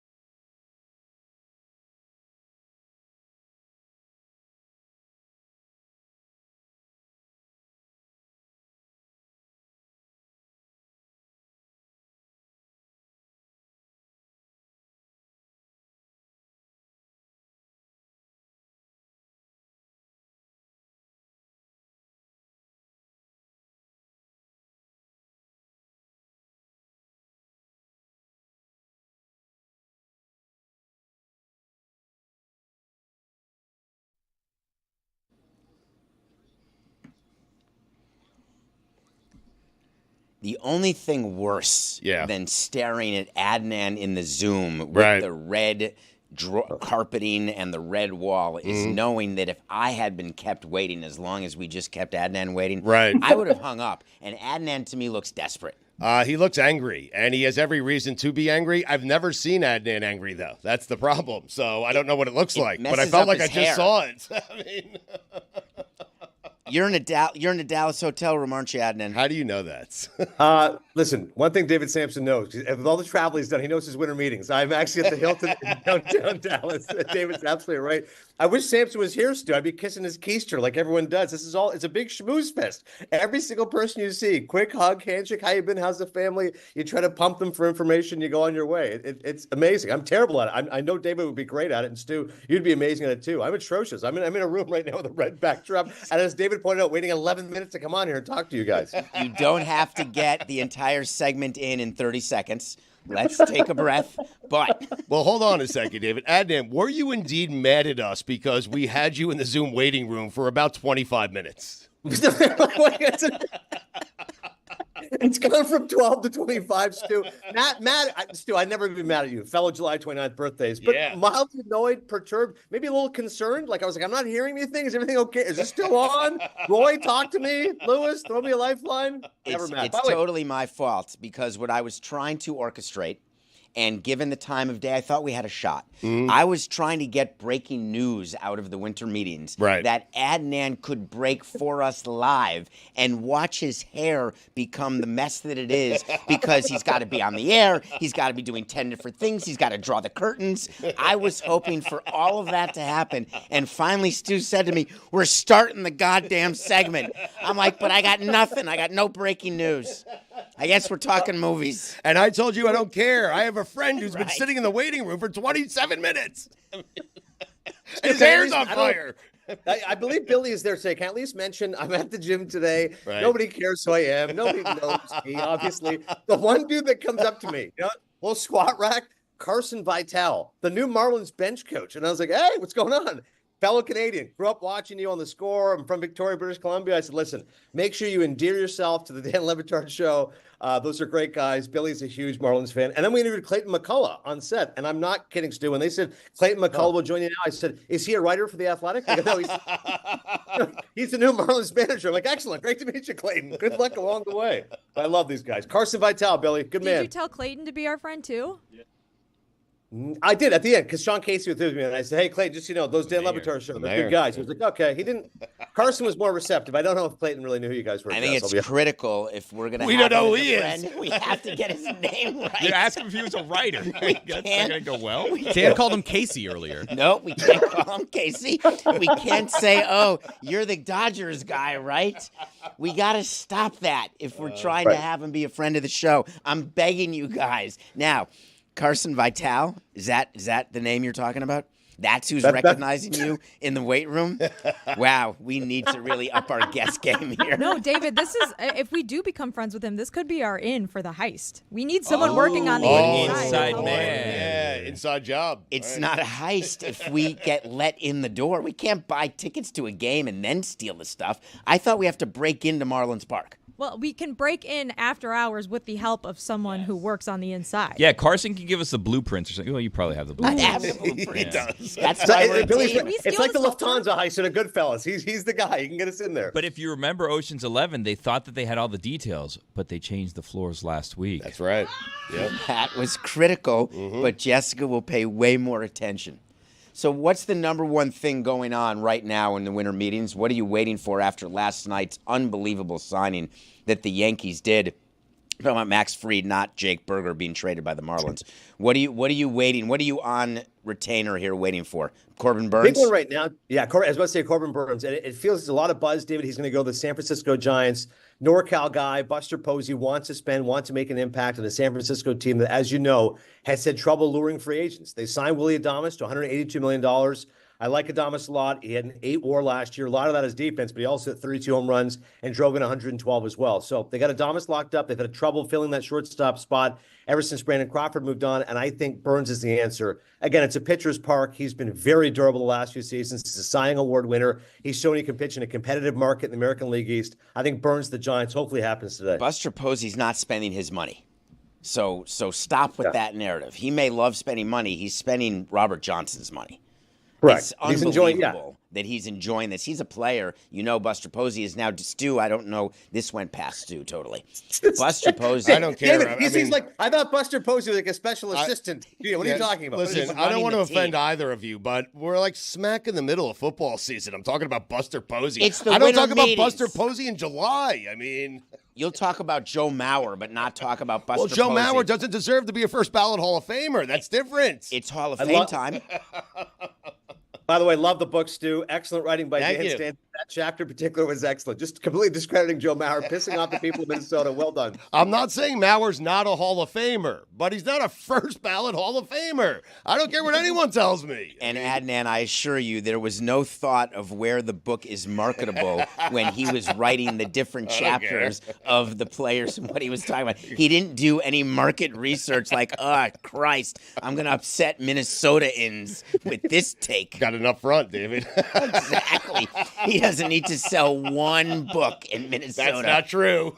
No, wait, is it not a guarantee where you just got an advance? No, I got an advance, yes. So it's not a guarantee.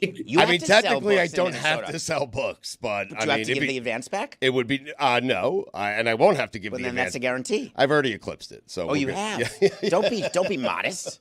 I'm not. I told you. David's points to right. If you didn't hit a certain number, then you may have had to give back some of the advance. But if you eclipse it, you're crushing it. Yes. Yes, we're crushing it. So then screw Minnesota. I mean, I would like to find people of Minnesota to purchase the book, of course. I mean, I want as many books sold as possible. Then show some love. I'm not going to show some love. I am showing some love. I'm teaching them what's the difference between a first ballot Hall of Famer and a Hall of Famer. He's Hall of Very Good. He is not a first ballot Hall of Famer. He wasn't even the best player on his own team. I don't want to hear about it. That's book worthy. Stu, was there any chapter, like when you looked at it now, you've had people reading it, was there any chapter that you said to Dan Stan's, okay, maybe we went a little far? Like the Ohtani chapter, is that the one that's got most reaction? That's the one that haunts us. I wrote the opposite side of that. And then I know you saw. Unanimous MVP, Dave. The only 3-time unanimous MVP. Overrated. That's page 204, It was a bad time for the release of the book as it relates to that chapter. The Nadal one, too, because I love Nadal and I love tennis, but the French Open is a totally different surface, and it does not feel like a major to me. So no, I love that take. That was one of the strongest takes of the book. I'm not even kidding right now. You basically said this guy dominated one surface, and he was he was able to win a major the others, but like it's ridiculous. 14 French Opens over 22 overall. That's insane. Yeah. It's not Wimbledon. It's not the U.S. Open. That was a great chapter. I loved it. That is reckless journalism. First of all, it's a major. Second of all, 14 of 22. In 4 majors, if 22 divided by 4 would be 5 each plus 1 at 7, it's not that far off. No, but David, very unique players can win the French Open, and they won't win another major. Like Gustavo Kuerten won it 3 times, didn't do anything in any other major because of the surface. Every other major. He did, but he won an overwhelming amount at Roland Garros. Yes. He padded his total, David, with one tournament, which is a little ridiculous. The red clay, the funkiness of it. It is not regarded in tennis circles like the hallowed ground of Wimbledon, where Federer is one of the most Wimbledons of all time. Period. Do Colorado Rockies players pad their stats in Colorado? Yes. So therefore, Hall of Fame consideration changes for them? I don't agree with it, but that's what happens to guys like Todd Helton. Yes, 100%. I'm going to say, Adnan and Stu, that I disagree. I'm getting no love here, Billy and everyone. Well, we're talking tennis. No, they're a pro-Federer crowd. Are you kidding, Jess? Jeremy's definitely pro-Federer. Yeah, I've been waiting to talk about Wicked for like 3 weeks, and it feels like this is finally the moment. Yeah. The Golden Globe nominations came out. Nice. Jeremy is... I've been feeling loathing, unadulterated loathing, for the fact that we have not talked about Wicked yet, because it's an incredibly popular movie that's been defying expectations. A lot of people leaving going, what is this feeling? Adnan, what was your feeling about Wicked? Enough of Wicked. I haven't got around to it, Jeremy. I have the screener in kidding? my box. There's a lot of other movies I'd rather be watching than Wicked. I watched The Brutalist, which I love, which is a great movie coming out in a week and a half, starring Adrian Brody. I love Day of the Fight, which is a film which was ignored by the Golden Globes. I know Mike Ryan likes Nosferatu. I will see Wicked at some point, but I'm not thinking it's wicked awesome. Not a high It might priority. be your Louis, motion picture of the year. It's an How have you incredible not seen movie. it? All he does is talk about all the screeners he gets. You guys blow past that. I don't have access to the buttons here. I'll tell you right now, it's an absolute horse crap that you talk about these screeners. You're Adnan. You can't even get recognized in the weight room by anyone but the bench coach of the Marlins, and you get the screeners for the Academy Awards. I also get the screenplay sent to me. I get promotional gifts. I get mugs sent to me. David, I get a lot of collectibles. Don't be jealous. Don't be hating right now. I got a wicked sweatshirt. Jess, I'll show you. It's called Shiz, S-H-I-Z, a big old sweatshirt at home. You love it. You don't Wicked. deserve to have that sweatshirt if you haven't seen the movie. This is ridiculous. I've been trying to talk about this for weeks. This isn't even a punishment. This is just because I wanted to get Wicked on the show. I haven't seen it either. Neither have I. Neither have I. I hate you people. Oh, David, we have some pictures here, and we want to ask you if indeed this is the vault. So let's put the pictures up on the screen here. Where did you? That's funny. What they're showing is for the audio audience, they're showing you every room in a stadium gets numbered. And so 20501. So 2 is the second level of the stadium, and 05 and 2 is where the office. Don't tell people where the heist is going to take Right, place. exactly. Yeah. With a good czar. Don't give away your information here. Or Adnan's mugs all in there too. All the There's so memorabilia much he's stuff got. in there. But seriously, I'm very loving that you got a Wow, wait a minute. Look at the Marlin. It's a big vault. Look at the Marlin. Let's go. Wait a minute. I'm actually being serious. Is this a picture from Google? This is a picture of Hacked where. your phone. This is actually a picture of where we keep at Marlins Park stuff that is part of the history of the Marlins. And it is a locked room. No one gets access to it. There is amazingly valuable things in there. And there is a rule that it's not supposed to be photographed. And I'm actually asking this. Was this found on the Google? Yeah. So you just did a search for Marlins vault? I didn't do anything. sources. I can't confirm or deny. Can't anything. reveal them. Yeah. That's a violation of You're upset? several Look at you. documents that people have signed, putting a picture on that, just FYI. You'll handle that. You have not heard the last of this, Billy. I have nothing to do with this. You just put it on the screen I didn't do for so. I did millions that. of people. I'm looking at the Adnan box now office knows. numbers right here. Moana 2, killing it.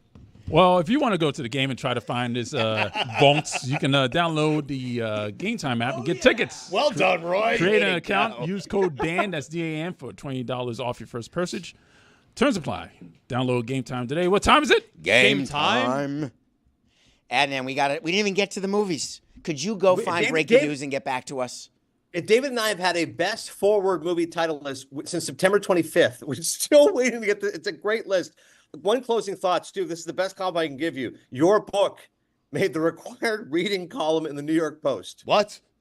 I don't know if you I wanted the Times, but I'll take the Post. I mean, Yeah, you did not. I'll be honest. You did not make the New York Times bestsellers list, but required reading the New York Post. That Right. courtesy of John Heyman and Joel Sherman. Congrats. I love Another- it. A New another York good Post bestseller. I mean, how about that? Required reading from John Heyman and Joel I Sherman. love Heyman. Heyman's great. By the way, I bet your Heyman's life is insane. made. It's his newspaper. That's all I'm saying. Thank you, Adnan. Thanks, guys. So good.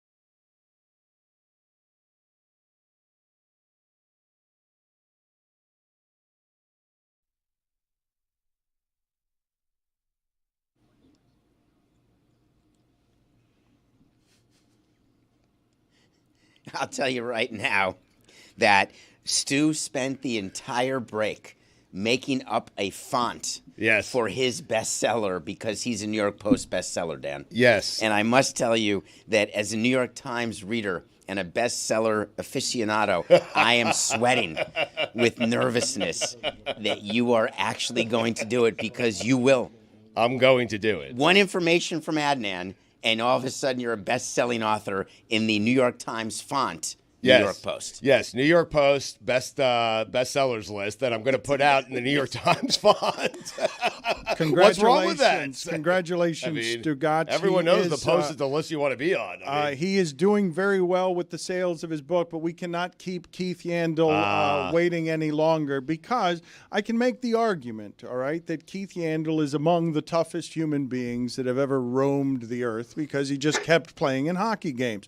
Second most all time, 989 consecutive hockey games. It's a lot of hockey games. It's just insane. It's not right. It's not sane. His pain threshold is higher than anybody you know, anyone you've ever met, anyone who has walked the earth, except whoever's first on this list of consecutive games played all time in hockey, because hockey players are crazy. So he's a 3-time All-Star. He's a 14-year NHL veteran, and he's an analyst for Amazon Prime and a guest on TNT's NHL coverage. So thank you, Keith, for being with us. And before we talk about hockey right now, can you explain to us the mentality and the suffering and the sacrifice involved in taking pride in playing 989 consecutive games, second most all time? Yeah, well, for me, it was kind of, first off, thanks for having me. It's an honor to be on the show. But for me, it was, I'm from a blue-collar town. My dad's a truck driver. Both my parents work for FedEx. And I never once saw them miss a day of work. My dad worked the overnight shifts, then came home, worked another job, then coached hockey. My mom was doing the same thing, working 2 jobs. So for me, I grew up with that sense of accountability to show up for work, to show up for the people that are paying you. And for me, I was playing hockey. I wasn't doing anything too crazy. I was having fun. And a lot of it is job security too, because sometimes if you miss a game, another young guy comes in and takes your spot, and next thing you know that you're in the minors or your career is over. So for me, it was probably a lot more job security and just wanting to be out there and having fun with the boys. All right, but articulate that that last part. Articulate that for a second. If I don't show up for work one day, my career's in jeopardy. The stress and mentality of that. Yeah, even though hockey, the contracts are guaranteed, with their great union, having that's a nice bonus. But it's just that sense of, there's so many good players in the world nowadays. There's guys coming up that are young, that are hungry, that are willing and able to take your job. So for me, it was just I never wanted somebody to have that opportunity to take my job. I took pride in being a really good power play guy. I loved being out there on the power play. That was kind of what I was out there for, is to help the team win on the power play. So for me, it was never giving away those minutes on the power play, trying to help my team win games, and essentially not missing too many games. Explain to me what's happening here. I'm going to put on the screen here Tom Wilson, and his face is all busted up because he had 2 goals and, of course, just a puck hit him in the face, because that's how it happens. So let's put up for Keith the video of Tom and his swollen face. Start by asking you about your face. You take a puck to the face, go to the room. What goes into that decision to tough it out and come back in the game? Yeah, it's my first time seeing it on the screen. It doesn't look so hot here, but you know what? I think my dad always told me if you're good to play, you play. So went to the room, got checked out, and felt good enough to get back out there. And it's a team sport, and just boys rallied, got it done. If you're not watching, that sniffling there evidently was caused by the softball that man had in his left cheek. His face doesn't work right, and Keith is smiling as he looks at his swollen face. Yeah, it's also cold in there. And it's also cold, which by the way reduces inflammation. The cold is good for the swelling that he has. What is happening there? Like, what's wrong with you people? Yeah, he might have broken a sinus or something there too. The way he was sniffling. But I had a similar situation. I got hit in the face, broke my upper jaw. I lost like 9 teeth or something like that. And came to the rink the next day, and Bobby Orr, arguably the greatest defenseman to ever play, just happened to be in the locker room, and he looked at me, and I couldn't talk because my mouth was wired.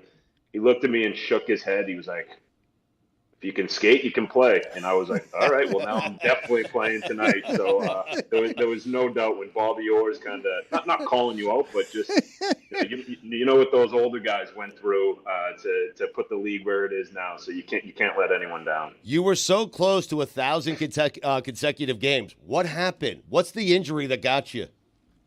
There wasn't an injury. I was healthy scratched. So it was, what? It was it was my play. I was playing like absolute crap. So I deserved it. It was one of those seasons. What happened if you I can skate? wasn't You even can sure play. I was going to play and signed. Well, yeah, no one told the coach that. So for me, it was just I took it like a man. I deserved it. If I was playing well, I'm sure they would have played me. So that's something that I'm sure it could have happened many a times during my career. But a lot of the coaches kind of respected what I was doing and what I was trying to get to, and it just had to come to an end at some point. All right, enough of the career retrospective. You love the Rangers. You love the Panthers. How do you feel about the fact that the Rangers have to blow it up because of what the Panthers did to them? Yeah, it's tough. I think everyone, you look at all these teams around the league, you look what Boston did over the summer, just getting bigger on the back end for, trying to set themselves up to, probably be playing Florida. Because you look what Florida's done the last 2 years of just beating teams down in the playoffs.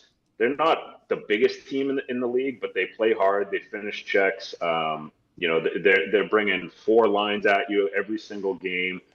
There's 0 time to make a play when you're playing against them. So I think with the Rangers as well, even though Jacob Trouba is a big, strong, tough defenseman, I think that they just needed to go in a different direction. I'm interested to see what Chris Drury has up his sleeve. A smart guy who's done amazing things in this league, and I think they're going to have a big splash because at the end of the day, everyone knows that the Cup, especially in the East too, the Cup runs through South Florida. Oh, you love hearing that. Roy, you were too busy talking to me and you didn't even hear what he said. The man who is the face and voice, the swollen face of broken jaw hockey, says the Cup runs through Sunrise. You're goddamn right it does. You didn't even hear him. You can't get in here this late. It's a ridiculous sentence. It's an asinine sentence the man just said. It has been for the past 6 years, It's Dan. asinine. It's ridiculous. Here. It's an asinine thing to say and Canada think is and so believe. upset. That's right, Canada. It comes through the cruise ship port of Roy's happiness. It's the Right greatest here. image I've ever seen. Right here. It makes Roy ice skate with delight on a cruise ship to a land that he does not know because he doesn't pay any attention to the cruises he goes on. We go out to Jessica now. She's in the other room. We get some body repair around here, Keith, and everyone's complaining about how much it hurts. And I keep telling them that there's healing in the hurt, that on the other side of pain, your body will feel better. Jessica, what do you have for Keith Yandle? Oh, I'm Keith. I'm so tough. I'm a hockey player. Well, Keith, have you ever been mashed before? Have you ever had Genesis's toe in your ass, Keith? Yeah. Actually, in Florida, there's one of the trainers' name is Timmy. We call him Mr. Miyagi. He's got he's got metal thumbs, this guy, and he would stick his thumb in your armpit or where you had it in close to your rear end. So What about his toes? Where does he put his toes? I would have rathered his toes. This guy had hands like a Greek god. So it was, but I have had that before too. I've never seen the walker, somebody being held up by the walker too. So that's a, She's in my that's a new hamstring, one. Keith. She's inside my hammy. The hammies feed the wolf. Hell yeah. He's right. Yeah. I like that. I'm stealing that.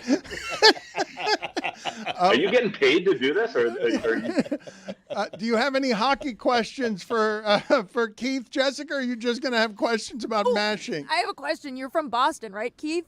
What are your Yes. thoughts on Bill Belichick potentially being the head coach of the North Carolina Tar Heels? Excellent. Yes. Yes. Well, yeah, you see my Patriots helmet right here. Yeah. I actually can't see anything right now. She just guessed. Lucky. At the end of the day, it seems like a play that he's trying to help out his son, right? That's what everything that I've heard, that his son Steven's going to take over the job, and as a father of two, I am all for setting up the next generation of your family, and good for him. Yeah, I mean, obviously the man still wants to coach. I figured he'd still be in the NFL if he wanted to, but hey, why not go down to Chapel Hill? Would his recruiting pitch work on you if he walked into the room that you were in with your kids and was like, hey, come play for me. Here's all my Super Bowl rings. I couldn't even get into college, so that's why. Luckily, in hockey, we have major junior. You can go play. You can go play up in Canada and bypass going to school. So for me, I would have taken his phone call. That's the spot right there, Genesis. Yeah, kind of like how some Ivy League schools used to call me, and my dad would just hang up on him and be like, "You got the wrong number." Really? Yeah, funny story. Brown called me, and my dad said the only Brown that kid will be seeing is in his underwear. So, wow. Wow. No way. Wait a minute. So what? So, wait a minute. So explain to me how these phone calls would go and how a young Keith would absorb these phone calls nearby. Well, I knew what my GPA was. I knew I was not getting into an Ivy League school, and my dad's a straight shooter. Didn't want to lead anyone in the wrong direction, and kind of just saving everybody a little bit of time. So I applaud him for doing it. Keith, I want to get back to the New York Rangers and how they handled the Jacob Trouba trade, and they really wanted to get rid of this guy. Have you ever seen an organization just want to dump somebody like that? Yeah, I think it happens, more than people realize. There's times, in everyone's career where a team's, looking to go in the next direction. And even though he's the captain of the team, he's been a great player for them. I know Jacob. He's a great guy. He's great around the community. Ton of charity work. Just an all around good American boy. So I'm sure it was a hard decision, but at the end of the day, it's a business, and especially in New York when it's a win now mentality, and even though they haven't won it in a while, it's every year their main goal is to win the Stanley Cup. So I think for the way they handled it, maybe the news getting out in the media might have hurt a little bit, but I was told that was leaked from not the Rangers side. So. This all happens during the course of anyone's career. If Jacob Trouba was making $5 or $6 million, we wouldn't be talking about. He'd still be a New York Ranger, but it's pretty messy though with the trading of a captain, though, right? No, like the honor of all that stuff in hockey is supposed to mean more than it does in all the other sports. Like it's an unusual story to have a captain traded. Hockey likes to march around in the bravado of we're led by our toughest man. Yeah, I agree with that. But I think Trouba said it as well. It's kind of a badge of honor as the captain of the Rangers to get traded, because it happened to, two great Americans before him with Brian Callahan and Ryan McDonough. So he's just kind of, I think, following in those footsteps maybe of just, signing a nice big contract and then getting traded and going elsewhere. But, like those other guys like Brian Callahan and Ryan McDonough, those guys won Stanley Cups after leaving New York. So I hope nothing but the best for Jacob. Look, I know I'm the last person that should be talking about toughness because I'm currently dressed as the witch from Wicked, but we're complimenting all of these hockey guys for their toughness because of swollen faces and stuff. And I believe the video team has an image of me after I got my wisdom teeth out, and it looks exactly the same way as any of these hockey players. And I wasn't complaining, guys, when my face looked like this. So I don't think we need to worry about it. You just look like a fat kid. You just look like a fat kid. Wow. You just look like a fat young man. You don't look injured there. You look like you're about to blow a bubble. Do I have this wrong? That's swelling in my face. I thought that was McLovin. It does look like McLovin. It does look like McLovin. Those glasses were rough, man. I thought it was Ben Platt. Very young. Man, another one. Can you guys walk me through, please? Because I don't want to get carried away with this, Keith. But the Panthers are again the best. The Panthers are having already done it. Stanley Cup goes through sunrise. I know they're the defending champions, but they're playing in a way this season that would suggest that there's been no regression. I would expect just hockey to happen and there to be a regression, because doing that for this many months of excellence is really hard. I would think that there would be some regression there. Yeah, going to the finals back-to-back years is no joke. But, I still live down here. I still see those guys quite a bit, and they're just a hungry group. I just really think that they're not satisfied with winning one Stanley Cup. I think they know they have something special. I think when you play in this league, it doesn't happen to everybody. You don't get that opportunity all the time. And I think that these guys really are taking full advantage of what they have. They got one of the best goalies in the league. Sasha Barkov's probably, in my mind, he's the number one, all around player in the league. Matthew Tkachuk, a guy that can, lead from in the locker room and lead on the ice. Just a great acquisition by them. Aaron Ekblad, a kid that's been here forever. And then, it's just kind of one of those things. I think the biggest thing we'll see is this year they have a ton of guys that are playing in the Four Nations tournament, representing Finland, Sweden, U.S., and Canada. So I think after that tournament, maybe a week or two after that, we'll see how they're feeling fatigue-wise. But I think that'll be a big test for them, is getting through that tournament, keeping guys healthy and going on another run, because at the end of the day, they're built for another big run. Keith, we've established you're a tough guy. I think I'm known to some as a tough guy of this office. But one of the places that I get criticized, and I feel like we have this in common, I was told you're a big Bravo boy. You like the Vanderpumps. You like the Housewives. You like the Below Deck. What's your poison? What's your go-to? Walk me through a week of Bravo consumption. Look at how happy he was that you asked him about this. I love that. Now we're talking. You said the cup comes through South Florida. So did Bravo Fest a couple weeks ago. I don't know if you made time for that. Yeah. Yeah, I was out of town, unfortunately. Shame. But my favorite all-time reality or Bravo show, right now it's probably Below Deck. Which one? Sailing Yacht, Down Under, Classic, I'm not a Med? I'm not a big sailing yacht. Yeah. Captain Glenn's a bit too soft, and Gary's a bit problematic, if we're going to be honest there. And Daisy, I don't get it. Every season, everyone's fighting over Daisy. I don't understand. Who's your captain? Captain Chase? Who are we talking? Jace there? We're talking Captain Sandy? I like Sandy. I like Sandy. I like Sandy. She's old school. I used to see her quite a bit down in Fort Lauderdale. Just got married. Did you go to the wedding? Any chance you made it to that? No, I got invited, but I was out of town. Really? You got invited? No. You're out of town a lot. I mean, yeah. I was kidding. He's joking. Obviously, he's not of the pedigree. What's the matter with you idiots? They would never invite. It's like me falling for him getting into Brown. Come on. He's no Kate Chastain. Get it, Keith? No. Yeah, I like Kate. Kate's good. All the shows are great. It's just something you can put it on, shut your brain off, and probably feel better about yourself at the end of the day. Keith, thank you for being on with us. We appreciate the time. I do want to know the story before you get out of here. The Panthers bought out the last 2 years of your contract. That ending. What are the parts of that people need to know that they don't know because you wish to give us information no one else has? Not much. It was just kind of, Bill Zito came in, had a new, kind of vision of where the team was going. Kind of talked with them and thought it was the best decision. That's the good thing when you get older. You have, you have no movement clause in your contract, so your only thing that they can do really is buy you out. So.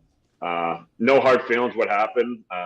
Obviously what they've done is work. They've been a wagon since I've left. So it's one of those things where you wish nothing but because I played with a lot of the guys down here and, a lot of great people in that room. So, still a fan of the team, still love being around here and rooting them on.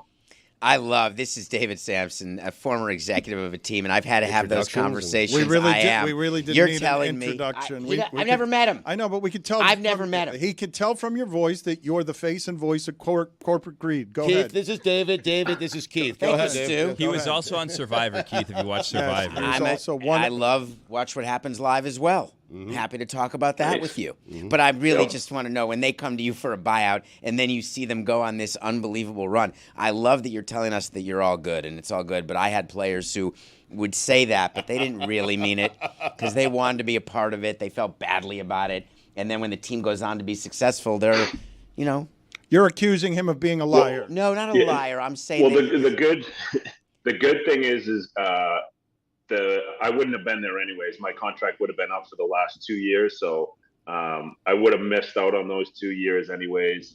My body was done playing anyways. Long time, 16 years is a long time. So amazing I don't think I would have re-signed for 2 more years there. So that probably helps a little bit, where knowing that maybe if they had won it the year I was supposed to be there, then it would have been a little bit a more, tough pill to swallow. But like I said, like the trainers there, the players that are still here that I played with, I love those guys. A lot of guys in the management, the scouts. So I'm being 100% honest. No, that's great. Being the Iron Man, very. It's hard. Yeah, it's a difficult thing. Keith, I understand that we have a lot in common, okay? You're a hockey player. You're a tough guy. I'm a tough guy. I played lacrosse. You're in the media. I'm in the media. You love golf. I love golf. I understand that you play at Grove 23, which is Jordan's private course. I also play at Grove 23. I'm thinking me and you play around there. What do you think, huh? 100%. Whenever you want. Yeah. I'm around. I got nothing. Thank you. Good talking to you, Keith. You're not going to be out of town. Appreciate your time. It is gross what Stugotz does there. Playing golf. Just uses the show to golf with sports Ironmen. Thank you, Keith. Appreciate the time. A couple of stories that I wanted to get to. A couple of them from football. One. Condolences and heartfelt sorrow on behalf of Randy Moss because of having both the reported liver cancer and being outed on health stuff, because he didn't exactly get to choose the way that news was disclosed. He was hoping that would be something that he could do privately. I thought he was going to be able to have his privacy respected as he left ESPN for a while with that. But evidently a teammate tweeted it out, and the same thing that Kirk Schilling did to Tim Wakefield's family is what happened here. It's really, so when Randy Moss took a leave, you remember how it was presented to the public. It was presented that he's taken a leave for personal health concerns. Mm-hmm. And then there was a tweet about liver cancer, and it forced Randy, in my opinion, to make this statement the same way the Wakefield family had to make a statement after what Kurt Schilling did. It's not a pleasant situation. I do not believe that privacy these days is something that can actually be kept. It's very hard if you're a famous person. But the other football story that I wanted to get to, and it's really hard to hear that, right? I will always associate the name with Randy Moss with youth and vitality. It's sort of the first place that I go. So that never gets old. That is never mortal. When I associate that name, I don't associate it with mortality. Quite the opposite. If we're going to be just saying things, Ryan Sandberg also has cancer again. So I want to just say it's not just football, it's baseball, it's Hall of Famers, it's the world getting in the way of our fantasy. But you associate that name, Randy Moss's name, with all due respect to Ryan Sandberg, to just superior athleticism, doing things that we have never seen on a football field. And to see an athlete, anyone, be brought to their knees, someone that you've seen only at their greatest, only at the height of their powers, to see a man brought to his knees like he is today is hard to see. I don't want to eulogize him. I don't want it to make it that dire, but I hear liver cancer and I recoil with a horror and a fear, just because there are a couple of cancers, pancreatic among them, that you just don't want to hear about because of the aggressiveness of them. And so that is one of them I don't want to hear about. The other thing that I wanted to talk about that Jessica started to bring up there, that I really am having a difficult time finding anything in the way of precedent for in the history of my coverage of sports. The greatest football coach by consensus in the history of the sport is available, and I can't believe the number of people arguing about whether he can do a college job correctly or not. The number of people yelling and screaming about the idea of Bill Belichick might be the greatest football coach ever, but if you allow him to coach North Carolina, he's going to screw it up. And that he's coming in with his own recruiting staff and his own coaching staff. They're going to be different. He's got different ideas for how to do this in his early 70s, and there are a whole lot of people arguing about whether he can do that job successfully. I don't have an analogy I can give you in the hypothetical that would feel quite as real as the one that I'm presented with, which is, how is this happening this way? This man can clearly lead and coach. You're telling me he can't do it at a college program because it's changed too much in college that a pro can't do it at ungoverned, now professionalized second-tier college football. But, Dan, the game changed so much. It's a different job. It changed so much that Nick Saban decided to get out. He was at the top of the sport, and he's like, hey, I'm out. I don't want to deal with this. And there's age bias. Right, of course. And there's the question of, is he doing it for his son? And there's a question of whether or not it's because of Tom Brady that he was so good. Like, was Phil Jackson the greatest coach ever, or was it Jordan and then Bryant? So there's a myriad reasons, And Dan. there's the question of who wants to hire him from North Carolina and who doesn't, because it seems evident from the reporting that there's a very potentially like rogue coaching search happening. There's a ton of disagreement among the people in charge about what to do, and reporting that this has been like a extremely clumsy hiring process. And so I think that like it's maybe a university dysfunction that's being like leaked into the public right now. So we don't really know exactly what is going on. The part that I am baffled by is, and I just simply couldn't have foreseen in whatever it is that you made of the hypotheticals pre-pandemic. If I had told you 5 years ago, hey, Bill Belichick's going to be available, and North Carolina, there's going to be a giant argument about whether he should go there, you'd be like, what are you talking about? And the Falcons already passed on him. We already did the thing.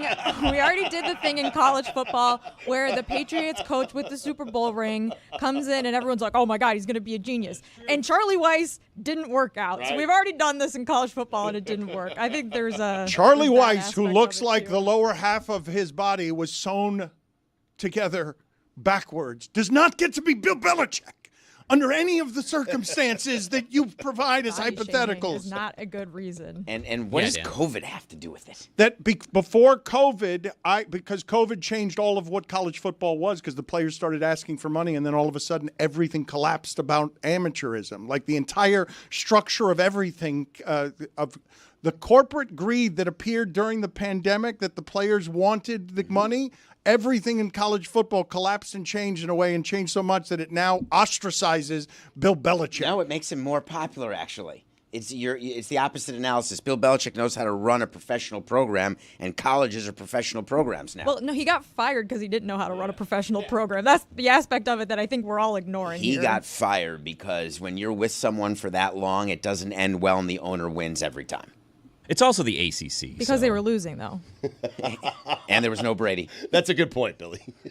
I feel like it's a decent point to say that 5 years ago, none of us could have arrived at imagining a scenario where we are today, which is, hey, Belichick's available. North Carolina's fans aren't sure if they want him. No one's going to convince me that Bill Belichick can't beat SMU. I mean, out of all the scenarios I couldn't have imagined 5 years ago, this one's not top of the list. Yeah, for real.